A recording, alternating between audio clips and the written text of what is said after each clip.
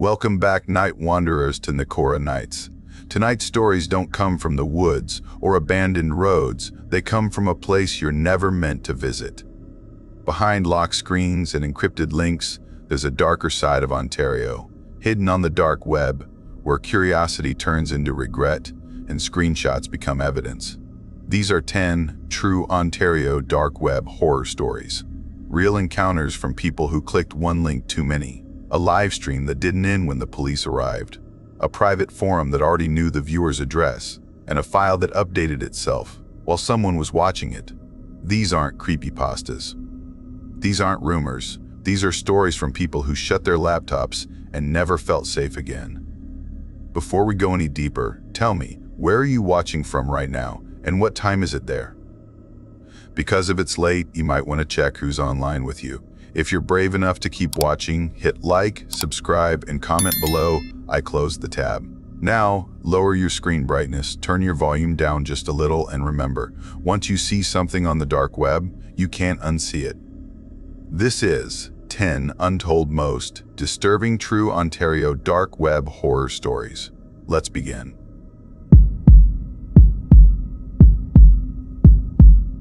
I never expected my life to fall apart on a cold March morning, not in a way that felt like the city itself had turned its face toward me and whispered something dangerous. I had no warning at all, only a normal day that felt safe until the moment it didn't.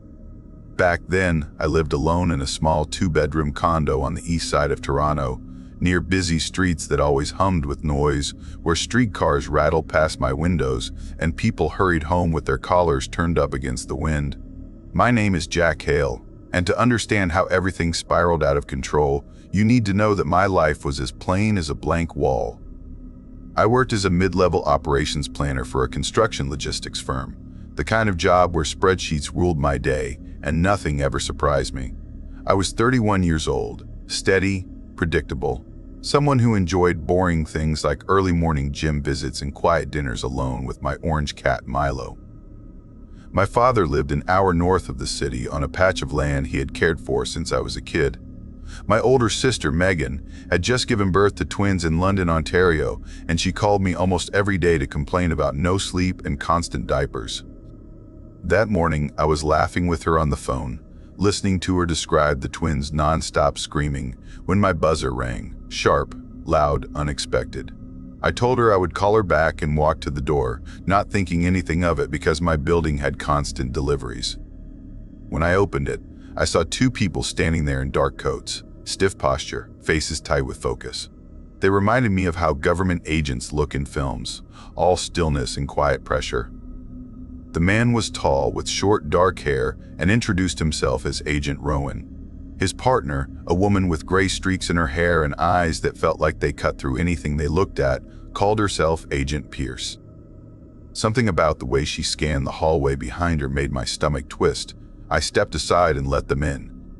They sat on my couch and refused water. Rowan placed a folder on the table between us, and I noticed his hands, steady, no hesitation, as if he had done this many times. He told me they were from a federal task force investigating dark web crime, especially digital marketplaces that pretended to offer murder-for-hire services. Most were scams meant to trick desperate criminals out of money. But during a breach of one of these marketplaces, the task force discovered thousands of posted requests. My name appeared in one of them, not as the buyer, as the target. I felt my chest tighten. I asked if it was some kind of mistake. Rowan opened the folder and slid photographs toward me. Photographs of my building, my car, my gym, and then one that made my hands go numb, me walking Milo down a quiet street at 7:45 p.m., taken from the bench in the small pocket park near my condo. The timestamp read, February 12th. Someone had been sitting close enough to see the creases in my jacket, and I had never noticed. Agent Pierce asked me if I had enemies. I almost laughed. I didn't fight with people. I didn't have bitter breakups. I didn't owe anyone money. My life was aggressively plain. Rowan asked if I had ever used the dark web. I told him no. I barely knew how cryptocurrency worked. He revealed that the account used to place the hit had my full name, my email, and the last 4 digits of my social insurance number. Someone had built a digital mask out of my identity. They stayed for almost 2 hours, asking about coworkers, old bosses, neighbors, anyone who might hold a grudge. I had nothing helpful to give them. My mind kept returning to the photographs, how close the camera must have been, how normal everything felt at that moment, and how wrong I was. Before leaving, Rowan handed me his card and told me to call if anything strange happened. Pierce suggested I change my routine and maybe stay with family for a while. She added quietly that the marketplace was a scam, no hitmen, only thieves. It was meant to reassure me, but it didn't. The next day, I stayed home from work. I checked my credit reports, my accounts, my social media. Nothing looked unusual. My Instagram was full of Milo, sunsets over Lake Ontario, random coffee shots, nothing that should give someone enough information to track me. By noon, I convinced myself it might have been random. Maybe a breach threw my info into some terrible lottery. Maybe it was a prank. Maybe I was overreacting. That hope lasted 3 hours. When I checked my mailbox, I found a plain white envelope. No stamp, no return address, just my name printed in clean block letters. Inside was a photograph of me sitting in a diner downtown, taken weeks earlier. I had gone there once with a friend visiting from Waterloo. The shot caught me mid-laugh, holding a half-eaten sandwich. On the back, someone had written a simple message: "You should chew slower." I read it again and again, not understanding why the words felt so cold. I called Rowan and left a frantic message. Then I walked through my condo, checking every lock twice. Milo followed me everywhere, brushing against my legs as if nothing was wrong. I barely slept, sitting up in bed with lights on, listening to every small noise. Rowan called back the next morning and asked me to bring the envelope to their downtown office. I drove there with the photograph sealed inside a plastic bag, checking my rear-view mirror every few seconds like someone might be following me. They took the letter. They took notes. They promised to check cameras. Pierce said softly that the person was careful, too careful. I took 2 weeks off work. I bought cameras for my condo, 4 of them. One pointed at the door, one at the balcony, one at the living room, one at the entrance hall. I changed my parking habits. I avoided the park. I stopped going to my gym and started driving to one across town. Every stranger looked guilty. Every face looked familiar in the wrong way. 7 days later, another envelope arrived. This time, the photograph showed my condo building at night. My living room window circled in red. Inside, a blurry shape of me stood near the counter. The message said, "New locks won't help." I sat on my kitchen floor trying to breathe. Whoever it was had been outside that very night. Maybe only 20 feet from the door. When I called Rowan, he sounded tired. No fingerprints, no useful footage, no new leads.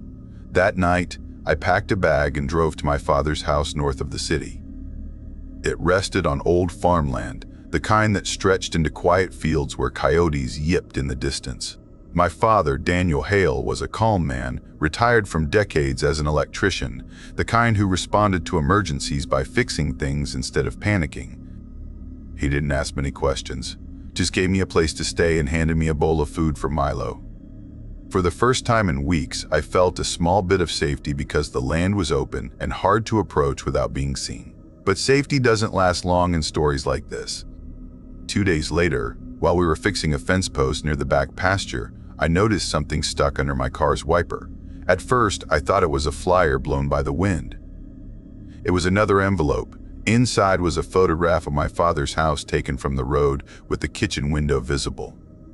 Inside that window stood 2 silhouettes, me and my father drinking coffee earlier that same morning. The message read, "Family is nice. Shame to involve them." The earth felt like it shifted under my feet. I told my father everything. His jaw tightened. He fetched the old shotgun from the hall closet, the one I hadn't seen in years. Then he called his neighbor, a retired sheriff named Vaughn. Vaughn arrived within the hour, listened, and offered to place trail cameras around the property, motion-triggered ones that sent alerts straight to his phone. By nightfall, 6 cameras watched the land like silent guards. Still, I felt like we were hiding instead of fighting. The break came 3 days later, not from the FBI, not from Vaughn's contacts, but from my sister Megan. She called me from London, panicked. She had received an envelope too. Inside was a photograph of me standing in my father's driveway holding the previous envelope, my face frozen in that moment of dread. But her doorbell camera had captured the person who delivered it. A man in a gray hoodie, face partly visible, average height, looking around before slipping the envelope into her mailbox. She sent me the shot. I sent it to Rowan. They ran it through facial recognition. Within hours, they had a result. His name was Tobias Reed, 35, a former IT contractor who had worked briefly for my company 2 years ago. I didn't remember him. Not his name, not his face, nothing. But according to records, he was fired for accessing internal employee files without permission. Some twisted part of his mind blamed me. Police arrested him at his apartment in Mississauga early on a Saturday morning. Rowan called me later that afternoon and described what they found inside. Hundreds of photos of me, pinned to the walls, stacked in boxes, taped to cabinet doors. Notes about my schedule written across pages of a journal. Toronto maps marked with my favorite places. Times I left home, times I returned. Routes I took to work. He had even saved digital copies of stolen footage, webcam clips, recordings from Zoom meetings he accessed while working IT, security feeds from my condo building labeled online as premium private streams. My life sliced open and displayed on dark web forums like some twisted show. A final detail chilled me the most. One file was labeled Urban Loners. Inside it were stolen videos from random Toronto residents working alone in their apartments at night. My face was one of them. Reed never planned to kill me, they said. The hit request had been his way to make me unravel, to make me fear something that wasn't real so he could watch me break down.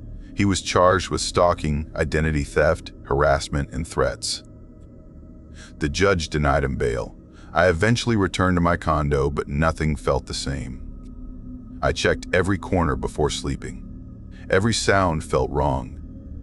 Every shadow made my skin tighten. Milo stayed close to me, as if he sensed the fear that still lived inside my bones. My father kept Vaughn's trail cameras on his property. They helped him sleep. My sister installed a full security system in her house. Even her husband learned how to check the footage nightly. We all changed. The city felt colder, bigger, meaner. And I felt like someone had peeled something away from my life, showing me that an ordinary day can hide a nightmare. I still wonder why Tobias chose me out of all the people he worked with. Why my face triggered something dark in him. Why a quiet IT worker carried all that anger. Some questions don't have answers that give peace. For weeks, I walked through Toronto with a feeling like eyes still followed me, even though Tobias was locked away. Some shadows felt too familiar, and sometimes I swore I heard footsteps behind me, even when no one was there. Fear stays in the bones long after danger is gone. I learned how it feels to be hunted by someone who knows everything about you, and I learned how fragile a normal life is, how easily someone can slip into your world without you ever seeing them. And I know now that silence, more than anything, is the sound of someone watching. People should understand that our digital lives are never as private as we think, and even small traces we share online can fall into the wrong hands. We must protect our information, trust our instincts, and never ignore warning signs that something feels wrong. Ordinary days can hide dangers, and staying aware can save us before fear takes over our lives. In the end, safety begins with knowing our world is not as quiet as it seems.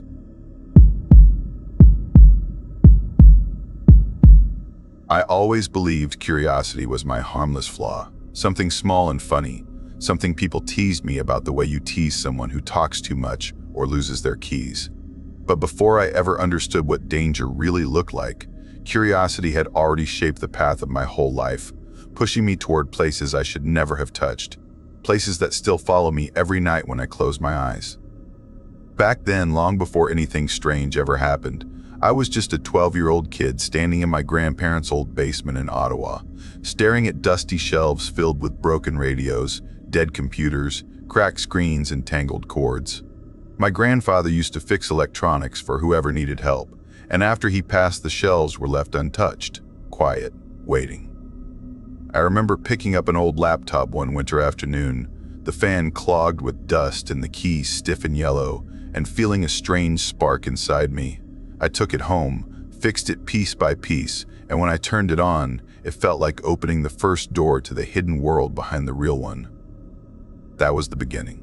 I grew up, studied computer systems, worked repair jobs here and there, and finally landed a contract position as an analyst for the local transit office in Ottawa. Nothing fancy, nothing exciting, just reading route data, updating schedules, making sure the server didn't melt down during rush hour. But even as an adult, even while building a normal life, that spark inside me never went away, the one that wanted to peek behind doors that were not made for me. My name is Trevor, and for a long time, I told myself that all I ever wanted was to understand how things worked, how systems connected, how information moved. But sometimes at night, when the office hallways were empty and the world turned quiet, I logged into places I should have ignored. I looked into corners of the internet that felt older than the world itself, places with no names, places you could only enter if someone whispered the path to you. Most nights I left right away, scared of my own heartbeat, but sometimes I stayed longer than I should have, reading threads that made my skin crawl, threads that felt wrong in ways I couldn't always explain. The strange thing is, I didn't fall into trouble because I was looking for it. Trouble found me because someone else was looking for me. It started on a cold night in January, the kind of Ottawa night where the wind cuts across the river and makes the whole city feel like a ghost town. I was working late in the transit office, trying to finish a report before 7:45 p.m. when I noticed something odd on the security dashboard.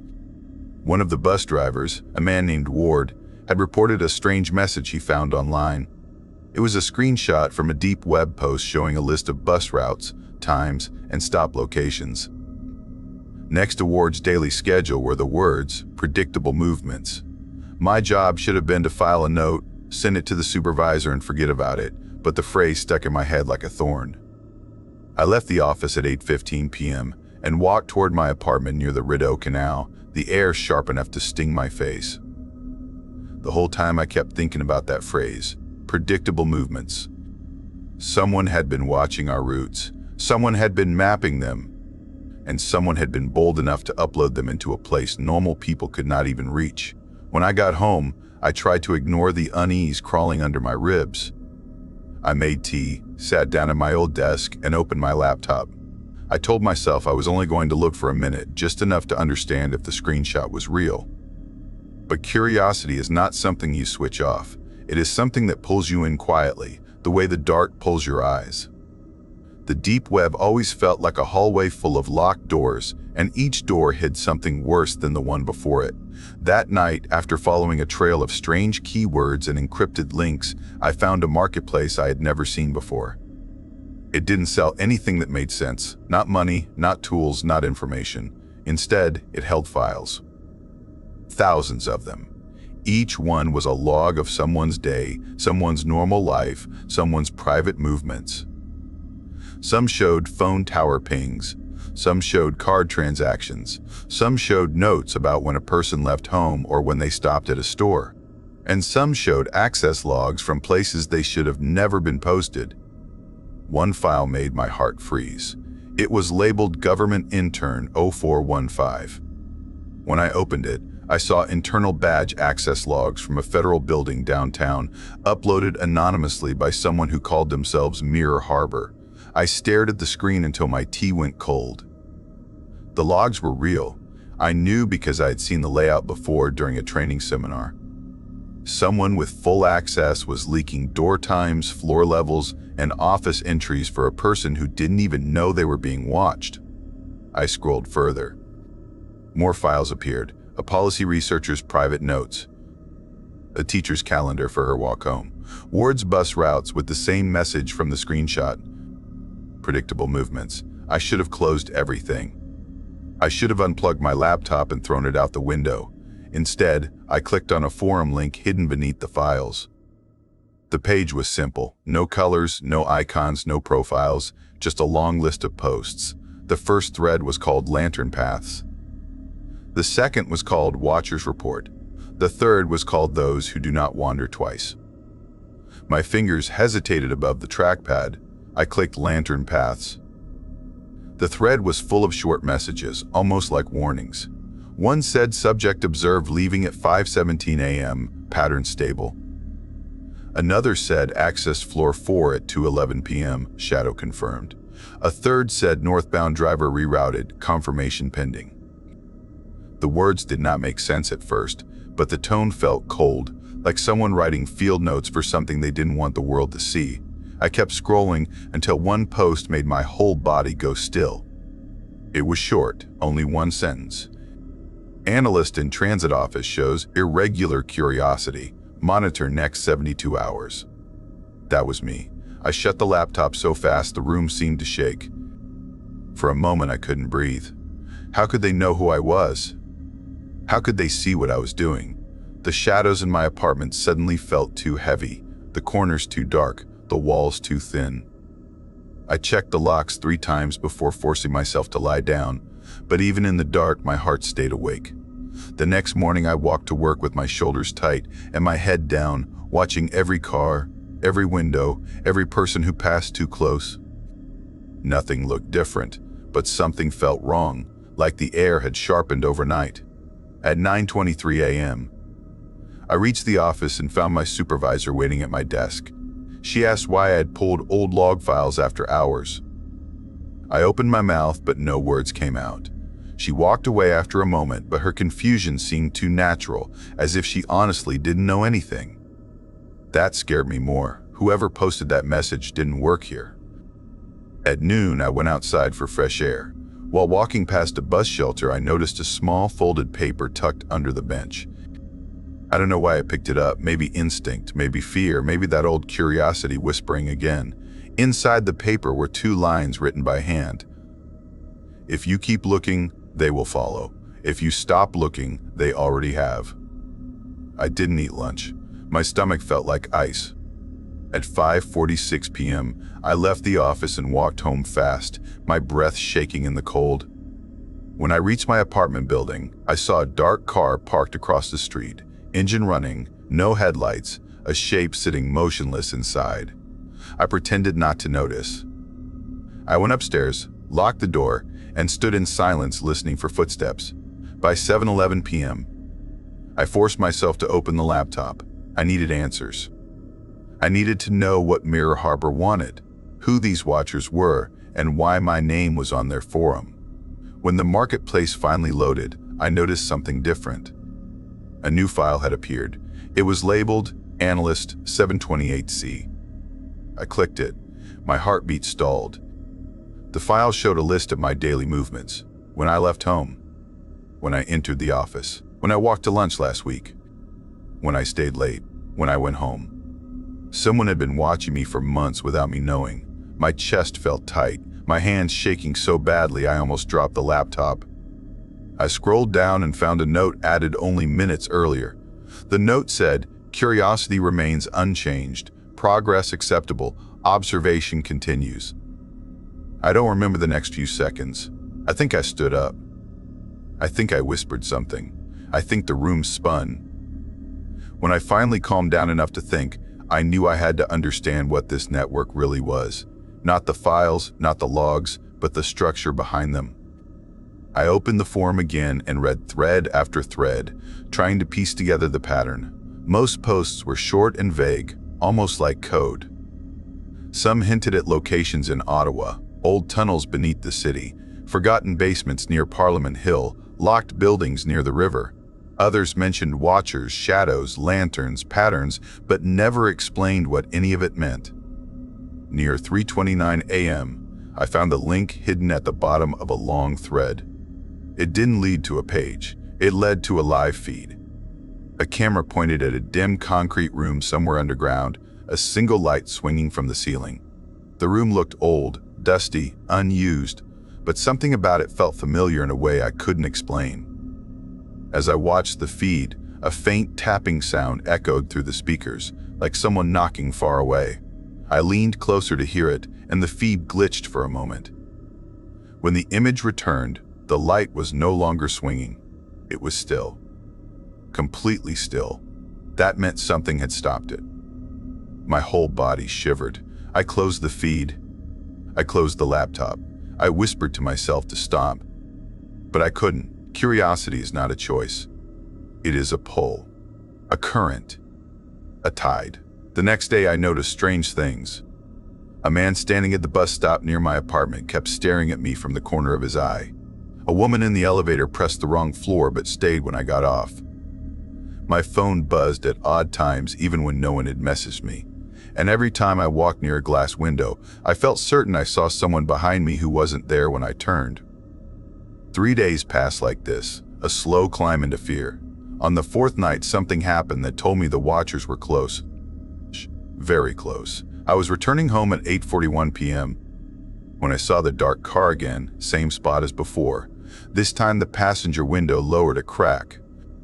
A hand slid out and dropped something onto the sidewalk. Then the car drove away. I waited until the street was empty before walking over. It was an old USB stick, scratched, cheap, nothing unusual except for the feeling it gave me, like it was humming in my palm. Inside my apartment, I plugged it into a clean device, one with no connection to anything personal.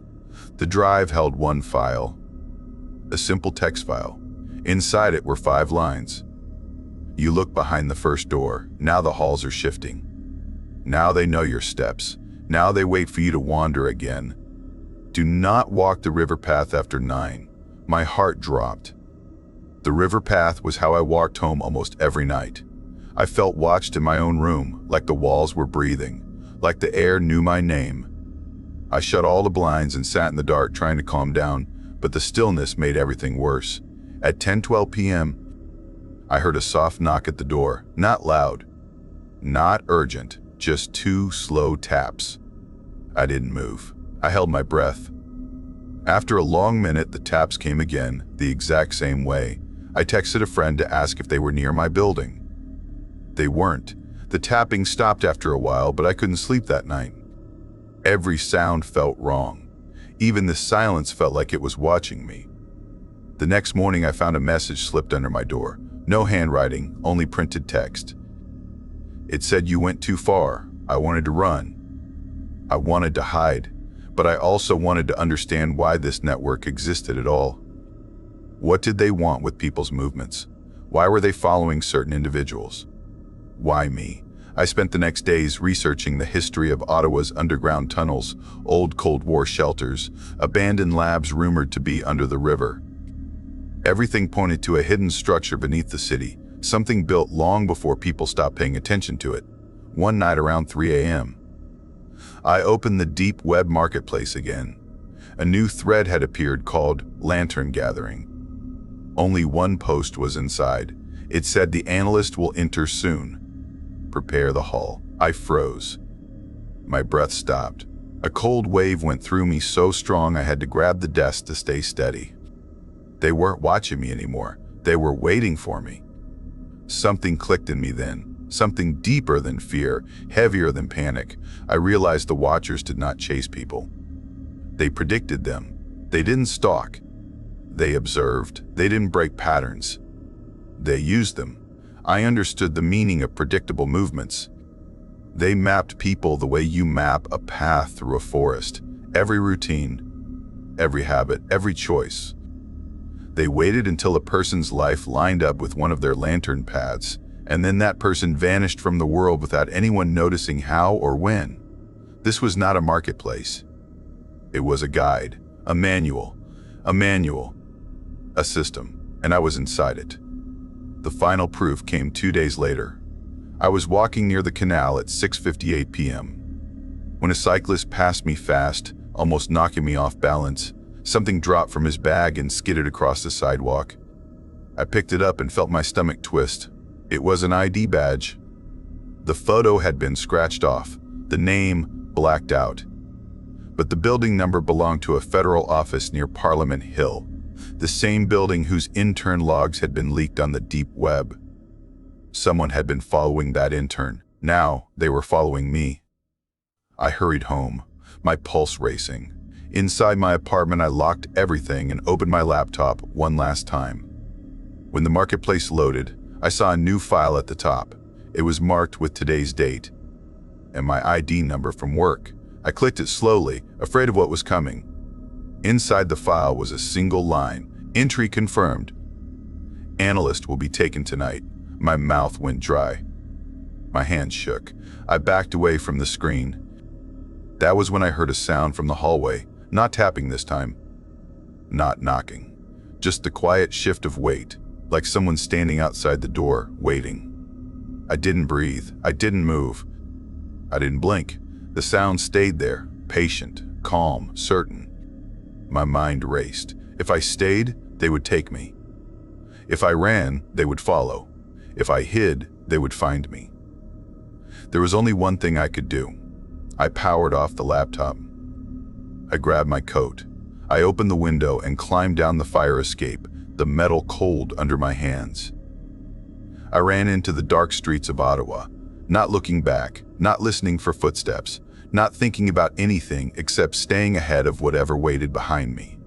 I never returned to my apartment. I never returned to my job. I changed everything about my life, my routines, my roots, my name, my habits. I stopped being predictable. I stopped walking the same paths. I stopped being someone they could map. Even now, months later, I still feel the watchers somewhere behind me, quiet and patient, waiting for me to slip, waiting for me to wander back toward the wrong door. I never log into anything hidden anymore. I never follow strange links. I never open files I don't trust.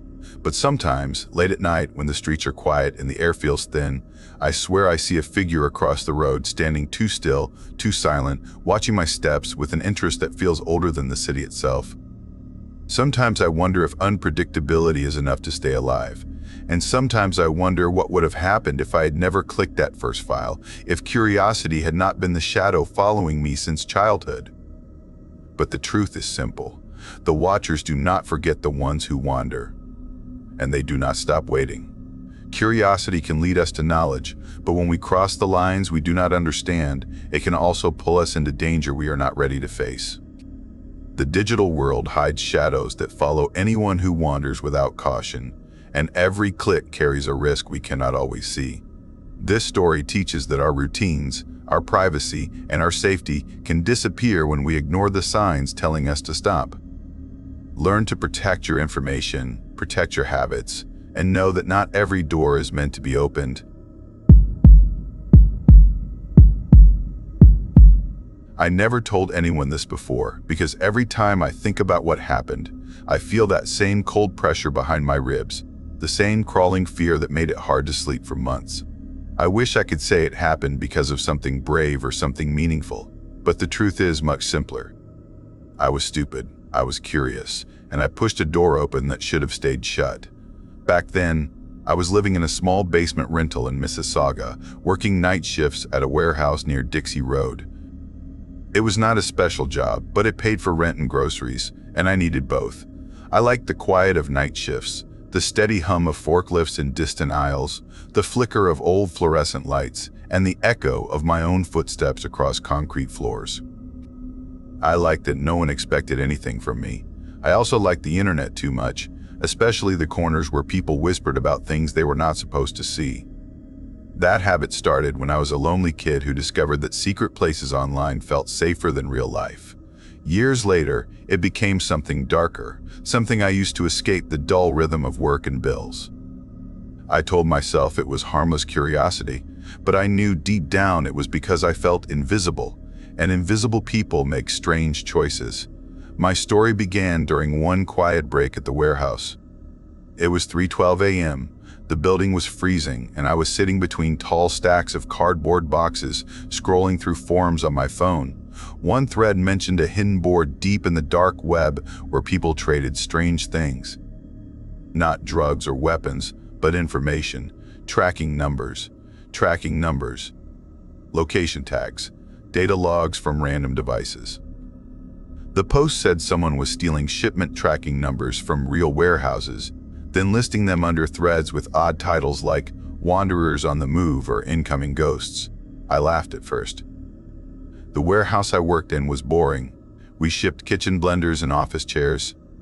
No one would want that information, but something about the thread stuck in my mind, a tiny hook I could not shake loose. I went back to my shift, scanning packages, stacking pallets, dragging my tired body back and forth across that cold floor, yet the words kept echoing in my head.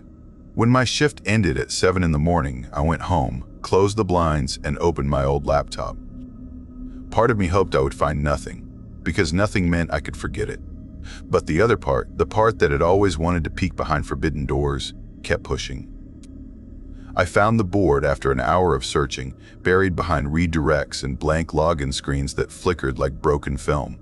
When it finally loaded, my stomach dropped.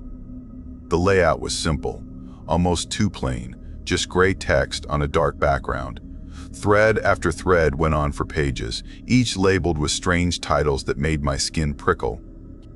One of them read, "Nights at the Edge of Mississauga," and another said, "Watch the Quiet Ones." I clicked the thread titled, "Catalog of Motion." Inside, there were hundreds of tracking numbers, posted in long lists, and I recognized some of them. My heart thudded against my chest because they were tracking numbers from my warehouse, the ones I handled every night, the ones I scanned myself. Every number was followed by a short comment like, "Turn south," or "Paused for hours," or "Watch the driver." The comments made no sense, but they were wrong in a way that made my throat go dry. These were not shipping updates. They were observations, like someone was tracking the objects as if they were alive. I closed my laptop, convinced I had seen enough. But the thing about dark places is that once you look inside, it becomes hard to pretend they're not there. All day while trying to sleep, I kept wondering who posted those numbers. How did they get them? And why did they care? The next night at work, I tried to shake it off. But at 2:59 a.m., something happened that made everything worse. I scanned a package, watched the tracking number appear on my handheld screen, then loaded it onto a conveyor belt. Nothing unusual, but when I checked my phone on break, someone had already posted that number on the dark web thread. 5 minutes after I scanned it, and next to it was a comment that made my hands shake. Watched by the quiet man in aisle 7. I was working in aisle 7. I put my phone down like it was burning me. Someone was watching. Someone inside the warehouse, or someone monitoring me through something I didn't understand. I wanted to tell myself it was a coincidence, but the comment felt personal in a way that twisted my stomach. I looked around the break area. No one else was there, but I suddenly felt exposed, like the walls were leaning in, listening. When my shift ended, I drove home through empty streets, jumping at every pair of headlights behind me. I locked my door twice, pulled the curtains closed, and sat on the floor until the sun began to rise. I told myself I would not open the dark web board again, but when I tried to sleep, my mind kept returning to the line watched by the quiet man. It was about me. Someone was paying attention to me in a way no one else ever had, and instead of comfort, it filled me with dread. A few days later, something even stranger happened. My neighbor, a tired single father named Michel, knocked on my door at 5:21 p.m., holding his son's tablet. He asked if I knew anything about fixing online accounts because his kid's game had glitched, showing weird chat logs that did not belong to him.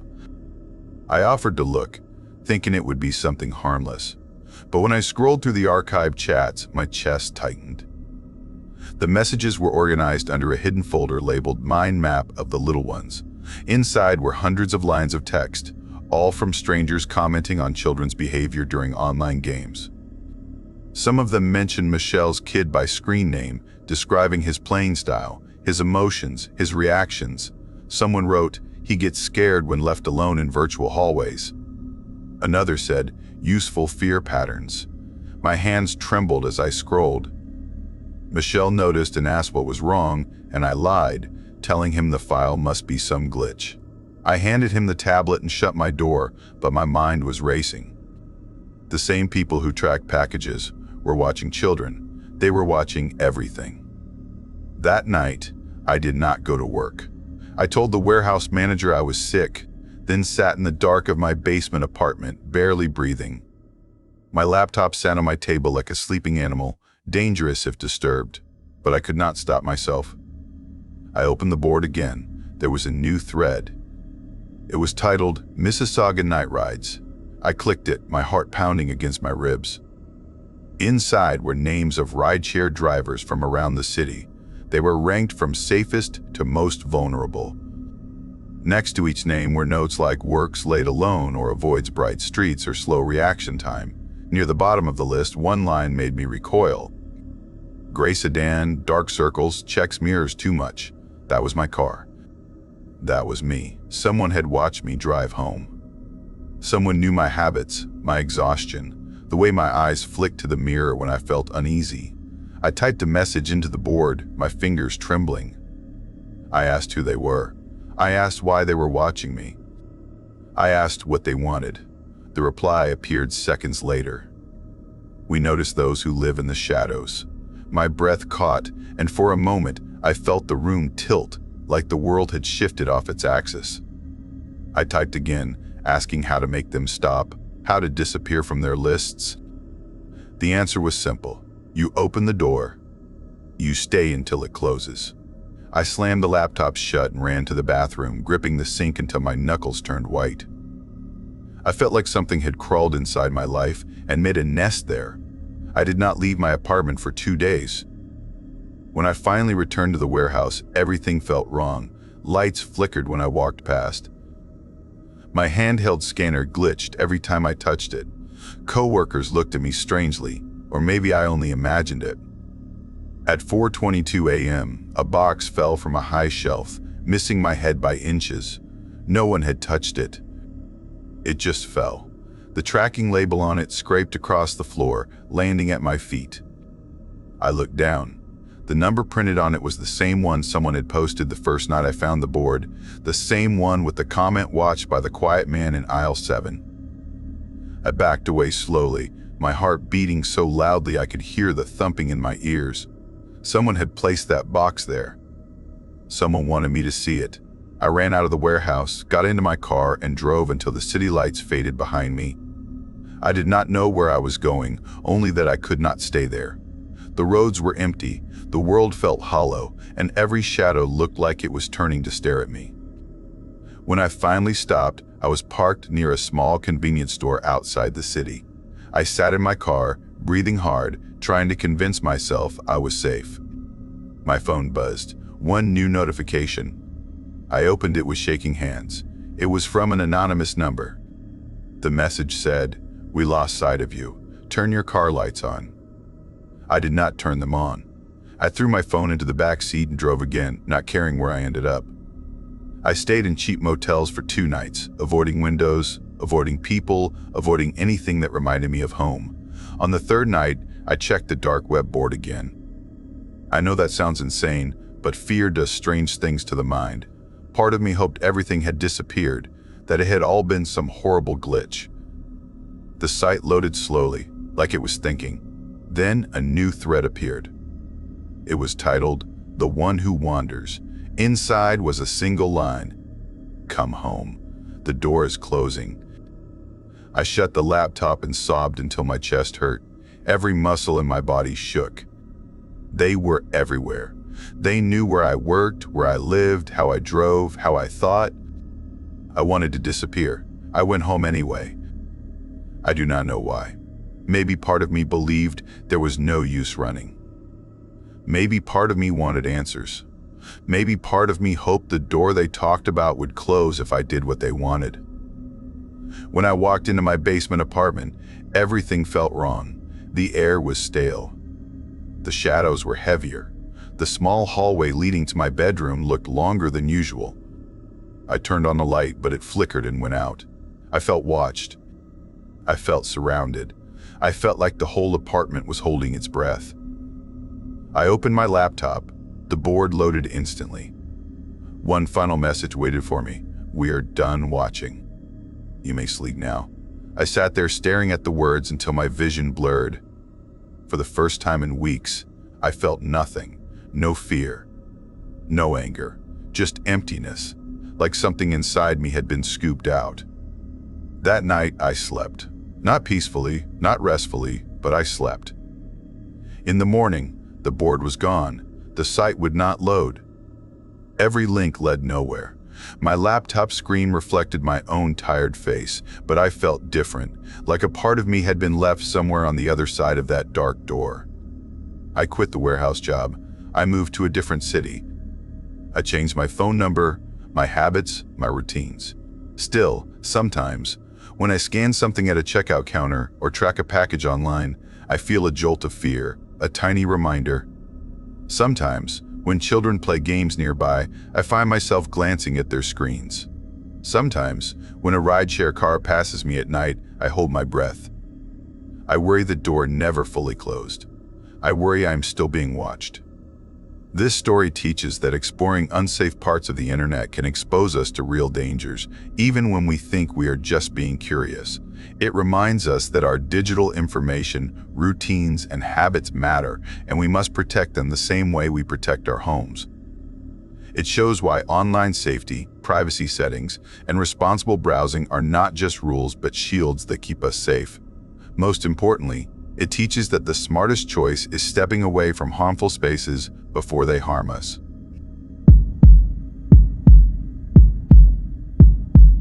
I was never the kind of person who fit into the quiet evenings of normal life, the kind where people watch TV or scroll through their phones until they fall asleep.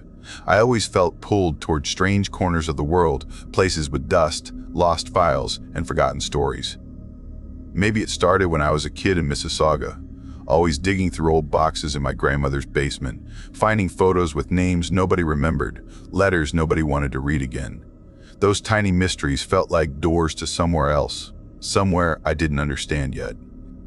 Now my name is Marcel, and people know me as the guy who repairs old audio tapes and broken hard drives for the Brampton Community Media Center.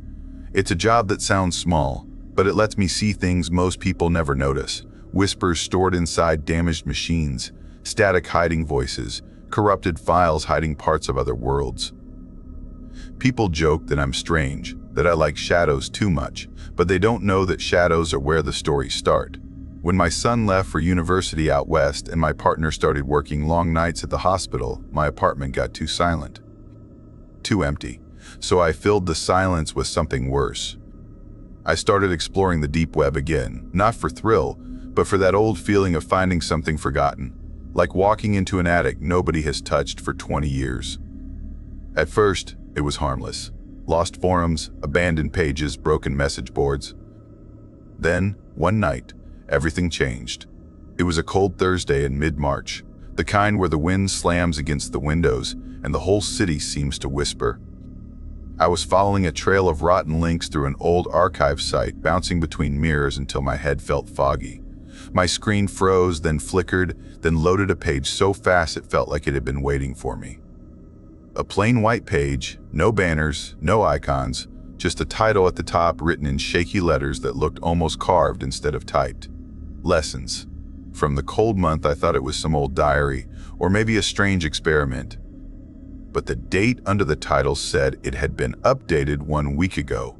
The design looked like it belonged to the early 2000s, but someone was still writing on it now. I scrolled. Within seconds, something inside me tightened. Every word felt wrong, not because it was violent or graphic, but because it sounded like someone recording thoughts they should never say aloud. The writing didn't flow like a human mind. It jumped. It repeated. It murmured things like a voice trying to learn how to speak but failing. The entries had labels like notes from something watching, something studying people like they were puzzles. She turned at the right time today. I am learning the patterns. I must wait for the signal. His shadow is clear in the window when the lights fall at 7:45 p.m. I can observe from the cold place. I tried to laugh it off as an art project, but then the photos started. Not a people, not a violence. Just objects. A chipped mug placed on cracked pavement, captioned with Winterfield Road, attempt incomplete. A wool glove with a tear in the palm, lying on a dark floor, captioned with January East Corner, error in approach. A silver keychain shaped like a leaf, resting on rough metal, captioned with March Unit 3, new access.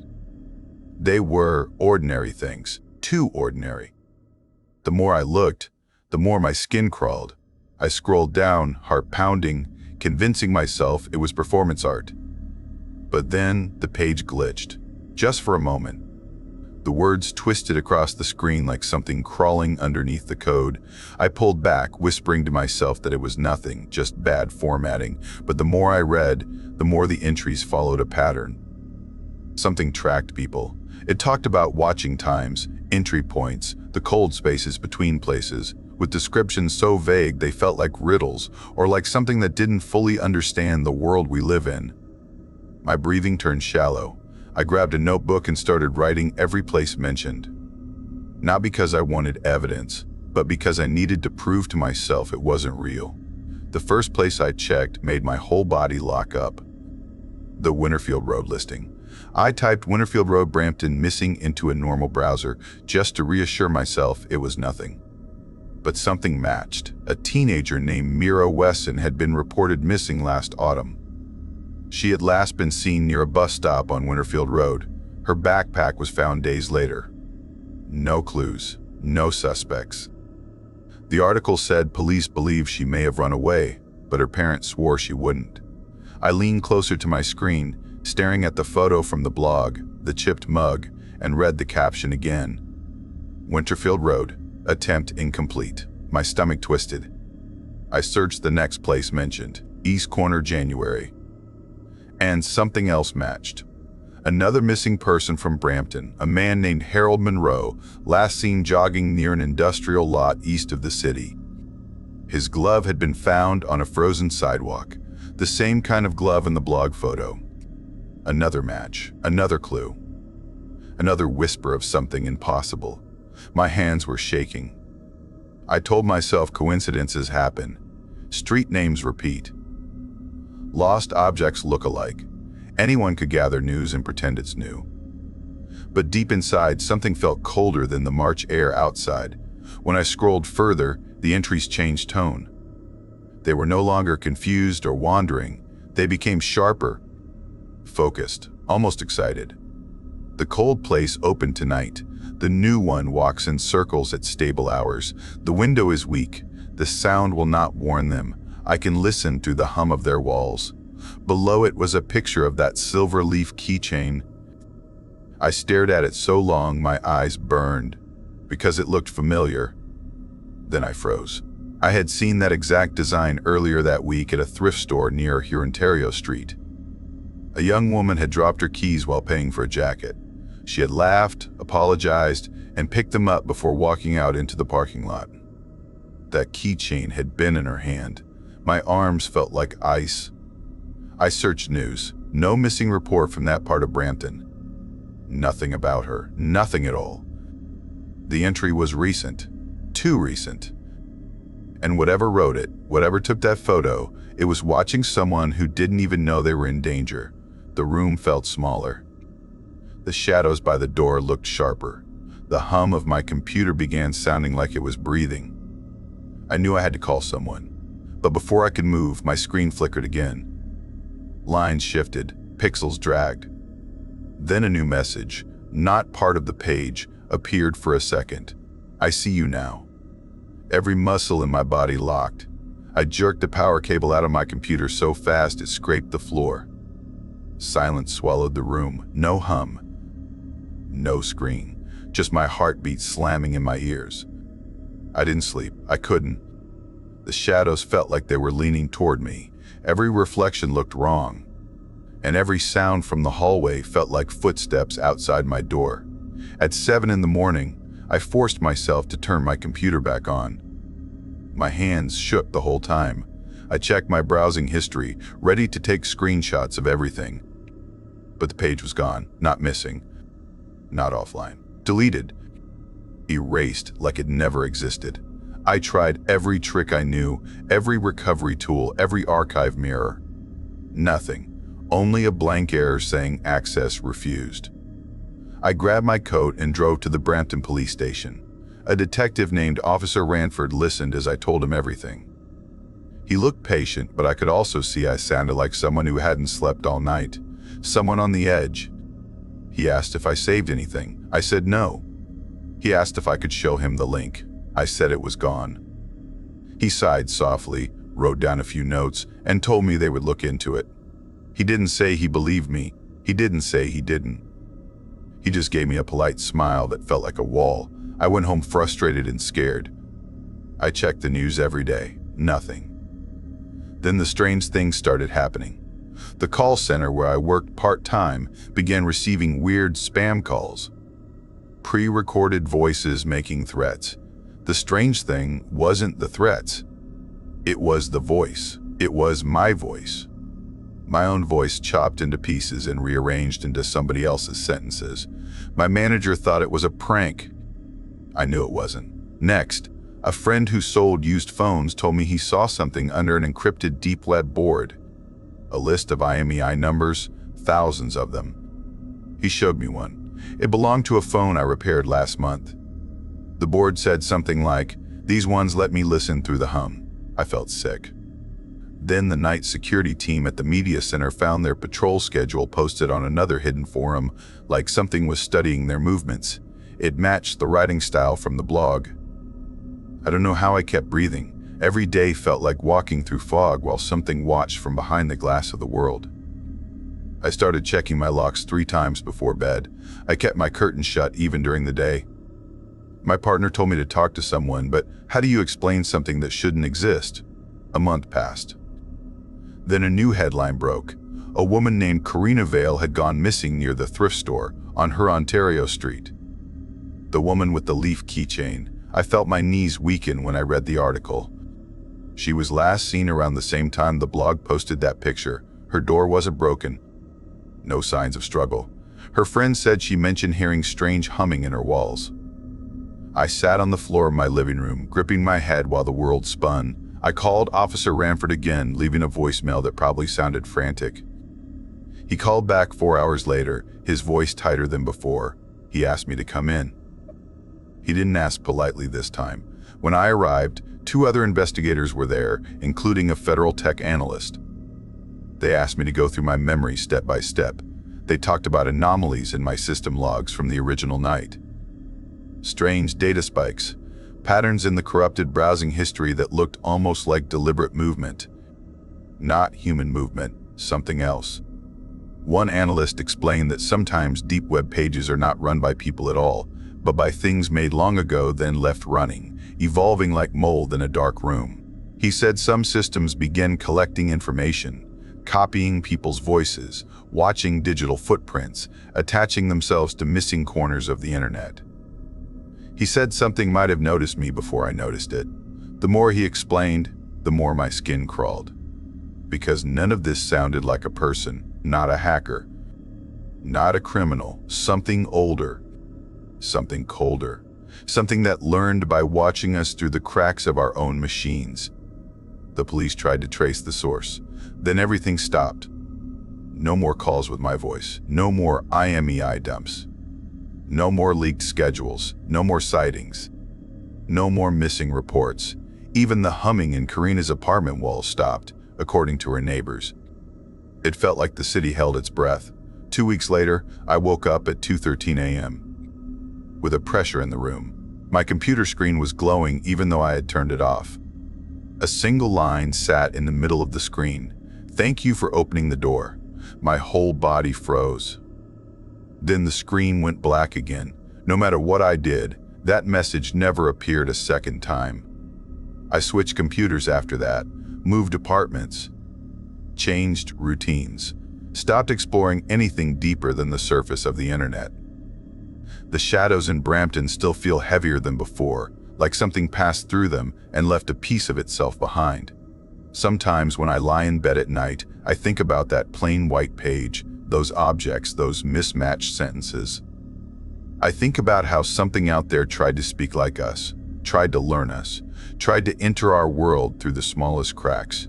And I think about the last message it sent. "Thank you for opening the door." I never knew what door it meant. I still don't. But some nights, when the wind hits my window in a strange rhythm, I swear I hear a faint humming behind my walls, like something practicing its voice again. Like something waiting for me to look its way, like something wondering why I closed the door it wanted so badly to step through. I wish I could say the story ends here, but deep down, I know the truth. Doors open both ways, and some do not close forever.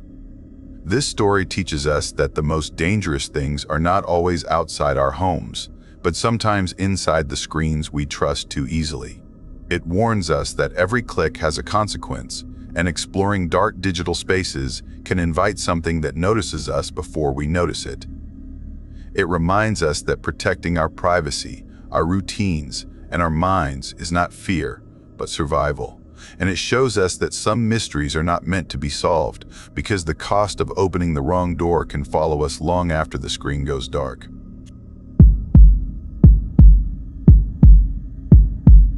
I always believed that quiet nights were a kind of comfort, a little gift at the end of long weeks, and for most of my life they were.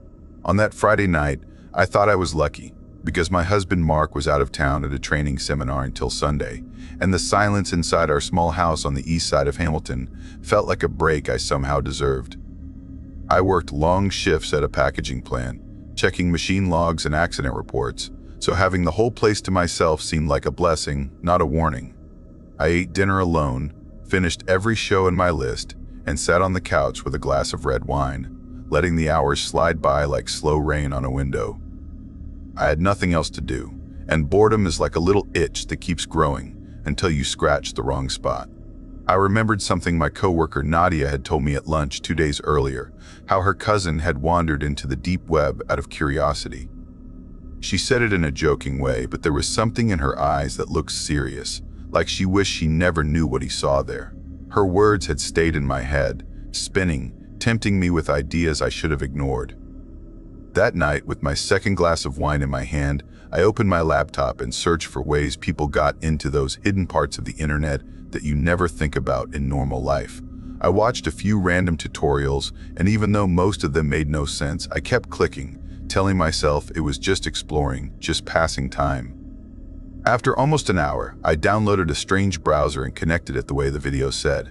When the screen changed and the dark web links appeared, I felt this weird thrill mixed with fear, like stepping into a basement you never entered before.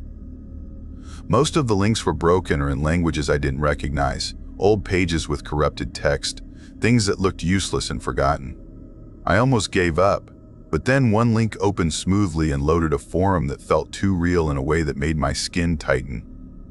The site looked old, almost dusty, like something built in the late 90s that nobody updated. The background was pitch black, and the words floated on top in plain white letters. No images, no banners, nothing except long lists of threads from users with usernames that looked like scrambled codes. I scrolled through the first page, expecting stupid jokes or weird conspiracy stuff, but what I found instead twisted my stomach. There were discussions about watching people without their knowledge, complete with pictures of random strangers taken from sidewalks or parking lots. There were small guides that explained how to pull private details from social media profiles. One thread listed addresses with matching photos of the houses and notes about when the people living inside usually left for work or returned home. I stared at the screen, telling myself this had to be fake, a giant prank, but it didn't feel like a joke. It felt like I was walking through a place I was never meant to see, a place built by people who enjoyed shadows and secrets.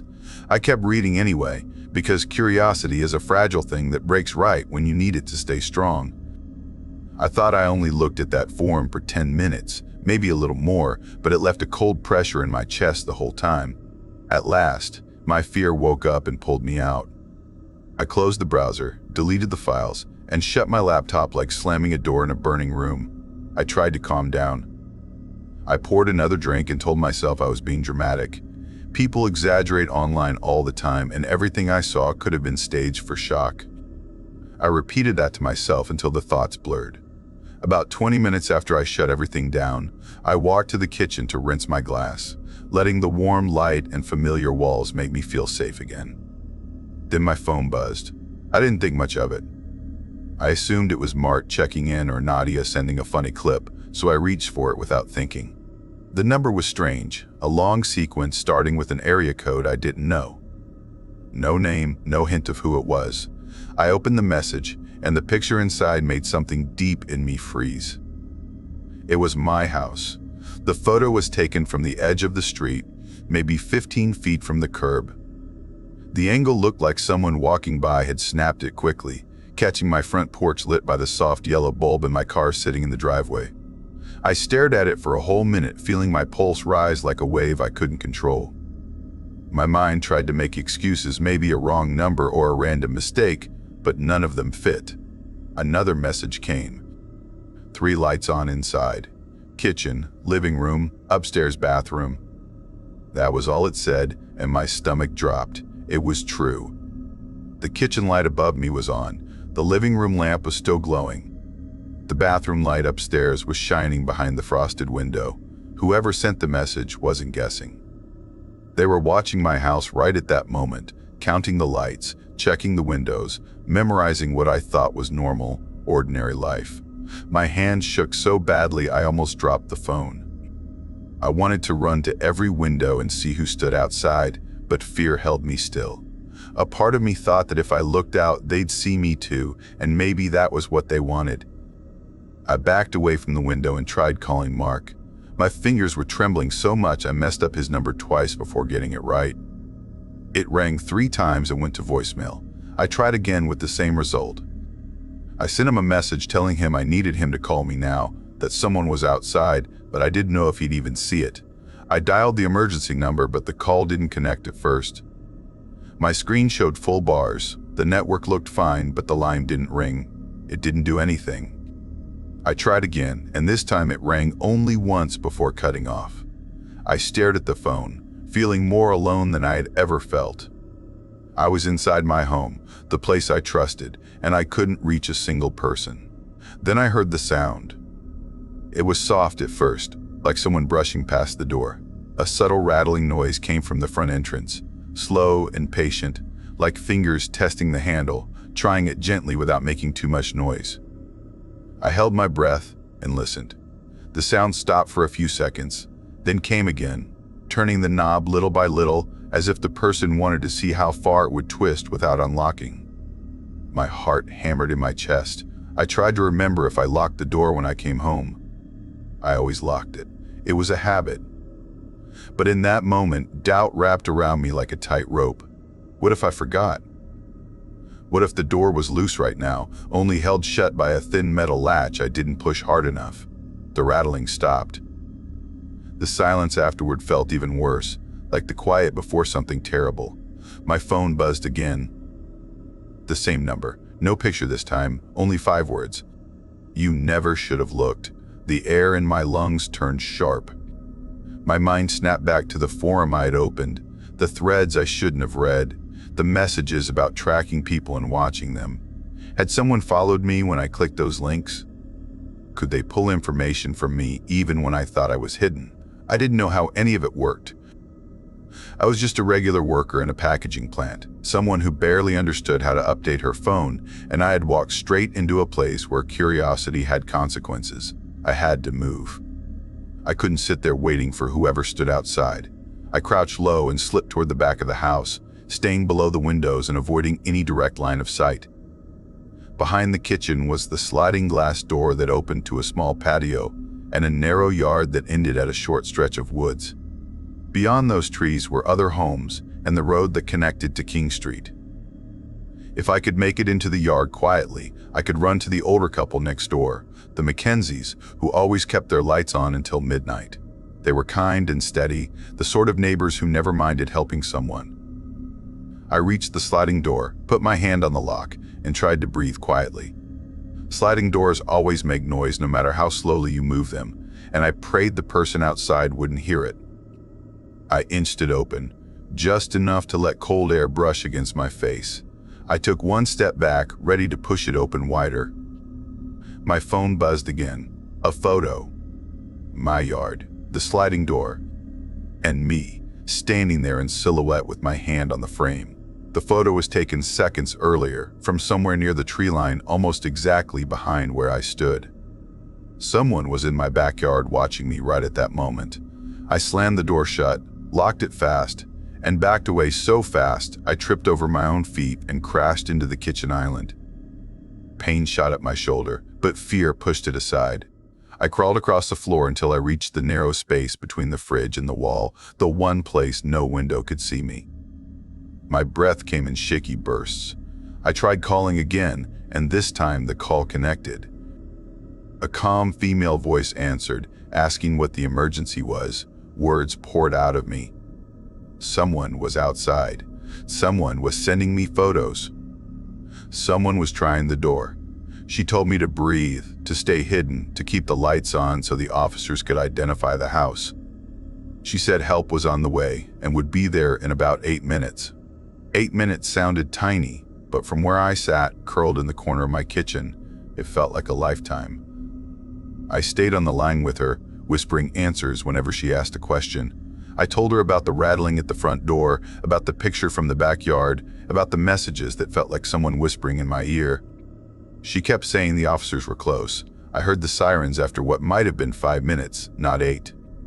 Red and blue lights flashed across the kitchen tile. The dispatcher told me to stay on the line until the officers knocked. I stayed still until I heard heavy steps on the porch and a deep voice calling out that the police had arrived. I slowly rose and peeked through the peephole. Relief washed over me. It was really them. I opened the door and explained everything. The officer with the calm voice and steady eyes introduced himself as Rourke. He asked to see the photos. 2 officers walked around the house with flashlights, checking the yard, the grass, the tree line. I watched the beams jump around the dark while Officer Rourke stood beside me. After several minutes, the officers returned. They hadn't found anyone. No footprints in the thin layer of dirt near the trees. No broken twigs. No sign of movement at all. Rourke said the person might have run once they heard the sirens. He said sometimes people online get thrills from scaring others. He told me some hidden forums can pull information from visitors without them knowing, especially if they click the wrong link. He asked if I downloaded anything, and I told him I didn't think so. They took copies of the messages and said they'd investigate. Rourke suggested I stay with someone else just for the night. I called Mark again, and this time he picked up. I tried to explain, but I cried so much the words came out broken. He promised to come home early the next morning. I packed a small bag and walked 2 houses down to the Mackenzies, who let me stay in their guest room. I barely slept, every noise pushing me awake, as if something stood just outside their window. Mark came home the next afternoon. Together we checked everything in our house, every window, every door, every corner. Nothing was disturbed. Nothing felt touched. It was like that night had slipped away, except the photos still sat in my phone and the police report had my name on it. A detective called me twice in the weeks that followed. He said the number used to send the messages was a burner, bought somewhere in downtown Toronto with cash, already disconnected before they traced it. The photos had no metadata, no information at all. The forum I visited was gone. Every link I tried later led to dead ends. The detective said that was common. Sites like that disappear often, moving around so nobody can track them. That night happened almost 4 years ago. I still work at the same packaging plant, checking machine logs and writing accident reports, but something feels different in the air now, like a small shadow that never fully leaves. Some days I see strange patterns when reviewing files, like old clips of the factory accident videos being traded privately online, or someone tagging shift times at the plant as low visibility hours. Weird things show up in places they shouldn't. One time my landlord found private background checks of tenants uploaded without permission. It made no sense, but it reminded me of the night I looked into things I shouldn't have touched. Mark and I installed cameras around the house after that. They capture everything, or they're supposed to. I check the footage late at night when I can't sleep. The driveway stays empty, the trees don't move, nothing unusual happens. But the silence on the videos doesn't comfort me anymore. It only makes me wonder if someone learned their lesson that night, not by leaving forever, but by staying deeper in the dark where my cameras can't reach. I don't know what they wanted, and I don't know what they got, but sometimes when I wake up at 2:45 a.m. or 3:54 a.m., I feel like eyes I can't see are still following me from somewhere far away. Maybe they left. Maybe they're waiting. I don't know which one scares me more. What I do know is that I won't ever explore that part of the internet again, no matter how bored or curious I get. Some doors, once they open, don't close the same. Some shadows remember you even when you forget them. Some places online are built to harm, not to explore, and one careless step can expose your whole life to people who hide in the dark. Your safety depends on what you choose to open and what you choose to ignore. Always protect your information, trust warning signs, and remember that not everything on the internet is meant for your eyes.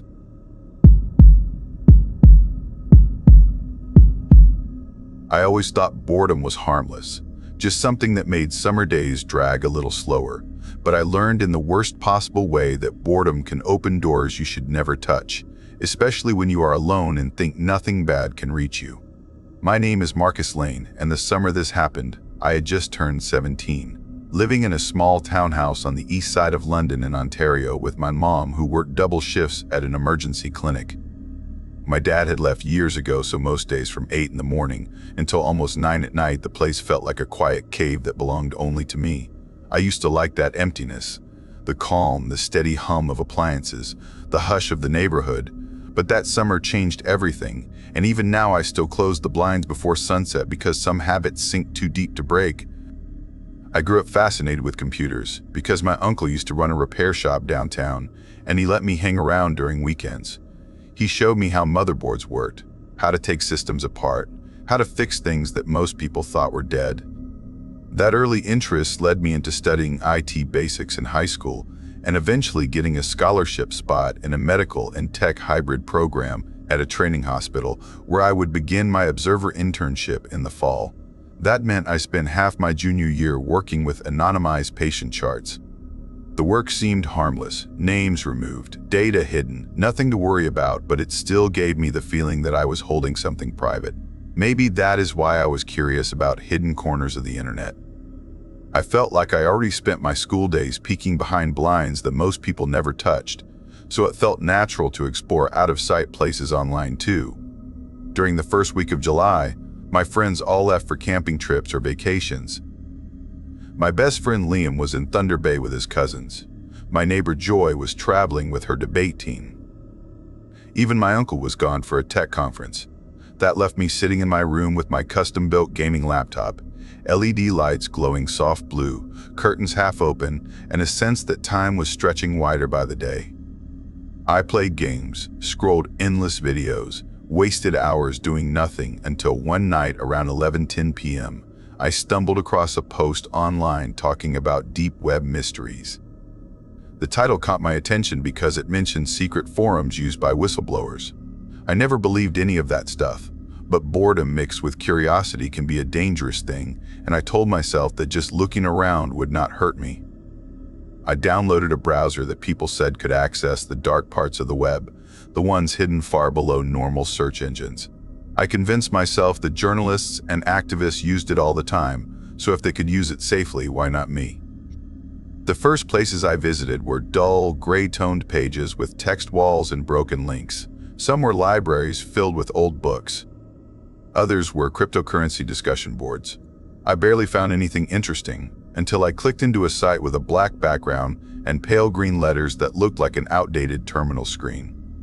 At the top in simple text it said, Archive 0.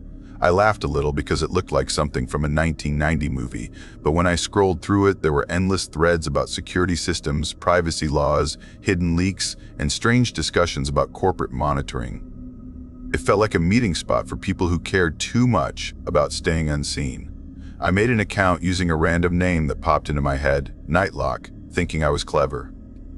I used a fake email, some throwaway password, and I never posted anything. I only sat and watched what others talked about. Most threads felt like harmless theories, but others mentioned tools that could track internet activity or software that could breach unsecured devices. I thought all of it was exaggerated or fake because who would trust strangers enough to test anything they shared? For 2 weeks, nothing happened, and I kept browsing secretly whenever my mom was gone at work. Then one afternoon around 3:24 p.m., the notification icon on the forum turned red. I thought it was probably a welcome message or something automated. The username that sent it was listed as Root 0. The message said that I should be careful because my online habits were not protected. At first, I froze. I stared at the message longer than I should have, convincing myself it was a joke, just someone trying to scare new users. I hesitated, then opened my downloads folder. There was a file I had never seen before. It looked like a simple text document with a name that made my stomach tighten, Hello Nightlock Doc. The timestamp was from 10 minutes earlier. I told myself it must have been some old file, something misplaced, something accidentally downloaded when browsing. My hand shook as I clicked it. What I saw made my skin go cold. The file contained my entire browsing history from the past month. Not just from the dark web browser, my normal browser history too. Every page I had visited, every article I read, every video I clicked. Below that was a list of all the photos saved on my laptop, including ones I took during my training program where we handled anonymized patient notes. Even though the faces and names were removed, it still felt wrong. It still felt like someone reached through my computer and touched things they had no right to touch. Then at the bottom was my school internship schedule and my full home address. I slammed my laptop shut so fast the sound echoed through my room. My heartbeat thudded hard, my breath tight. For the first time since moving to that house with my mom, I felt the walls press inward as if the air itself had changed. The hallway seemed darker. The windows felt too open. I imagined someone standing outside watching me through the glass. I sat still for what felt like forever, just staring at the closed laptop. When I'd finally convinced myself to turn it back on, there was a second message waiting for me. Root 0 claims someone else on Archive 0 had been harvesting data from new accounts. They said my device had been infected the moment I joined. They said it included a keylogger and remote access. They told me to delete my account, wipe my hard drive, and hope nothing had been sold. Attached was another file. I opened it with dread creeping up my spine. It showed a screenshot of a conversation from some chat platform with a language I could not read, but I recognized one thing clearly. My username was in the middle, highlighted, followed by a price. Someone was selling access to my computer. My hands shook uncontrollably. I tried searching what to do when your device is compromised, how to remove a keylogger, how to stop remote access, but everything I read made things worse. A keylogger could record every password I ever typed. Remote access could turn on my camera without any light indicator. I unplugged my webcam cable with trembling fingers. I covered the built-in camera with tape, pressing it down so firmly that my nails scraped the plastic. The house felt too still, too quiet. Every sound outside became a threat. A passing car sounded like someone creeping by. A bird tapping on the fence made me jump. I kept thinking about those threads on the forum talking about people who lost everything, people who never knew they were being watched. Then around 7:49 p.m., my phone buzzed with a message from an unknown number. My heart lurched when I opened it. It was a photo of my townhouse taken from across the street. My living room window glowed softly. My curtains were half open. I could see our old couch inside. Under the photo was a small line that made my stomach turn. It said that I should close my blinds when the sun goes down. My phone slipped from my hand and landed hard on the carpet. My knees weakened. I stumbled backward until my back hit the wall. The idea that someone stood out there in real life right across from my house, taking pictures, sent waves of terror through me. I ran through every room, shutting blinds, flipping locks, pressing my ear to doors. My voice trembled each time I whispered to myself that it was fine, that I was just imagining the worst. But the messages did not stop. They kept arriving every 20 minutes or so.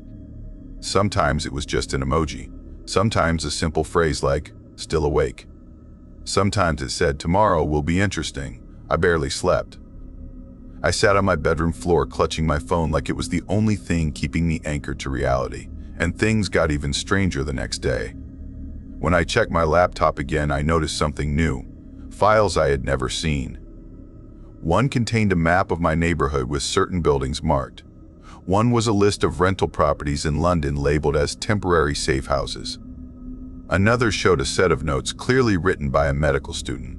They were anonymized patient summaries describing symptoms and case studies, and I realized with a jolt that they looked almost identical to the ones I worked with at my internship. My stomach flipped because it meant whoever did this had access to things that should not have left the hospital database.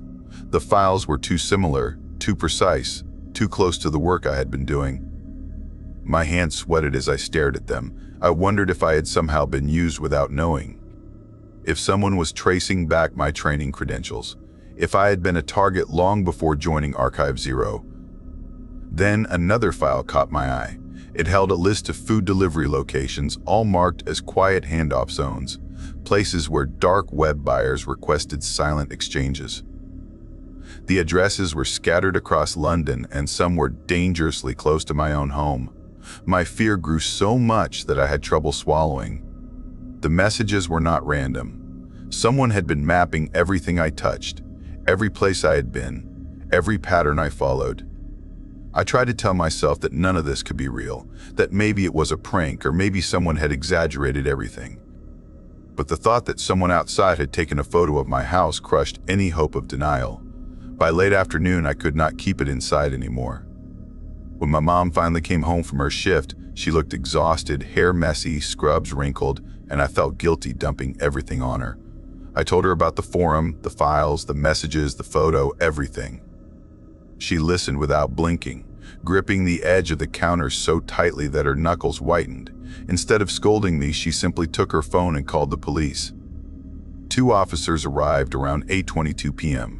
I had to explain the entire situation again. I saw confusion on their faces when I mentioned dark web forums, but when I showed them the messages and the pictures, their expressions shifted to seriousness. They took notes. They asked about neighbors. They asked about recently parked cars. They asked if anyone at my internship might have known my personal information. I told them everything I remembered. The investigation took weeks, stretching deep into autumn. Each day I woke with a knot of dread in my stomach, and each night I double-checked all windows before sleeping. I kept waiting for another message, another photo, another sign that someone was still watching, but nothing new arrived.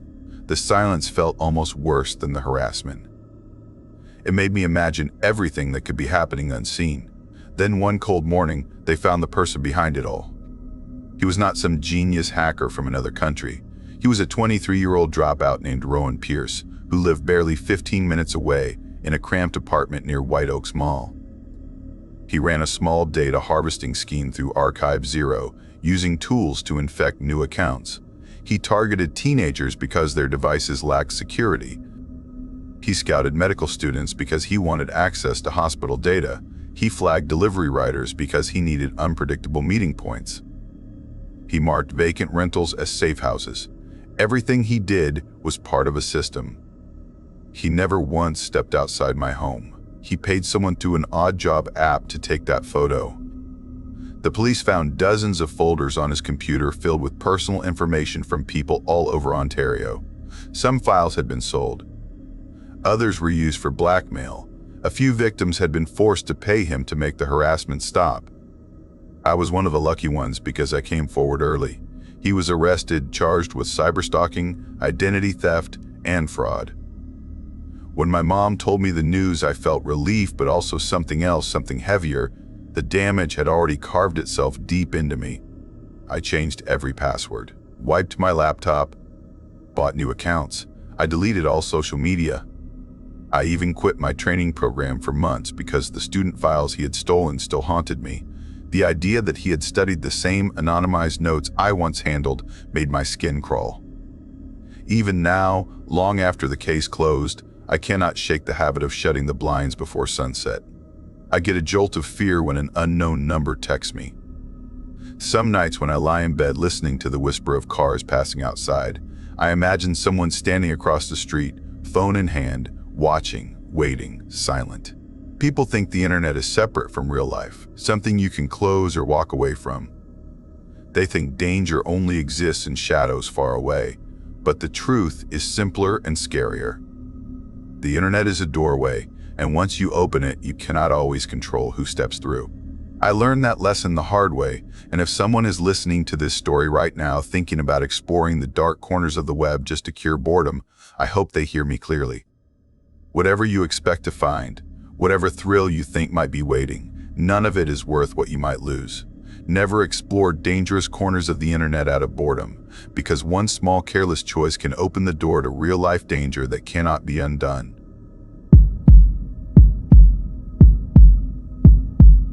I remember the exact second my routine cracked open. I was sitting alone in my small basement apartment in Markham, the kind of place that always smelled faintly of damp carpet no matter how much I cleaned, and all I wanted that night was something to distract me from how predictable everything felt.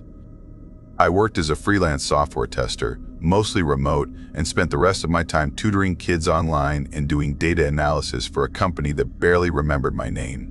My days blurred together so completely that sometimes I forgot what weekday it was until someone messaged me about a deadline.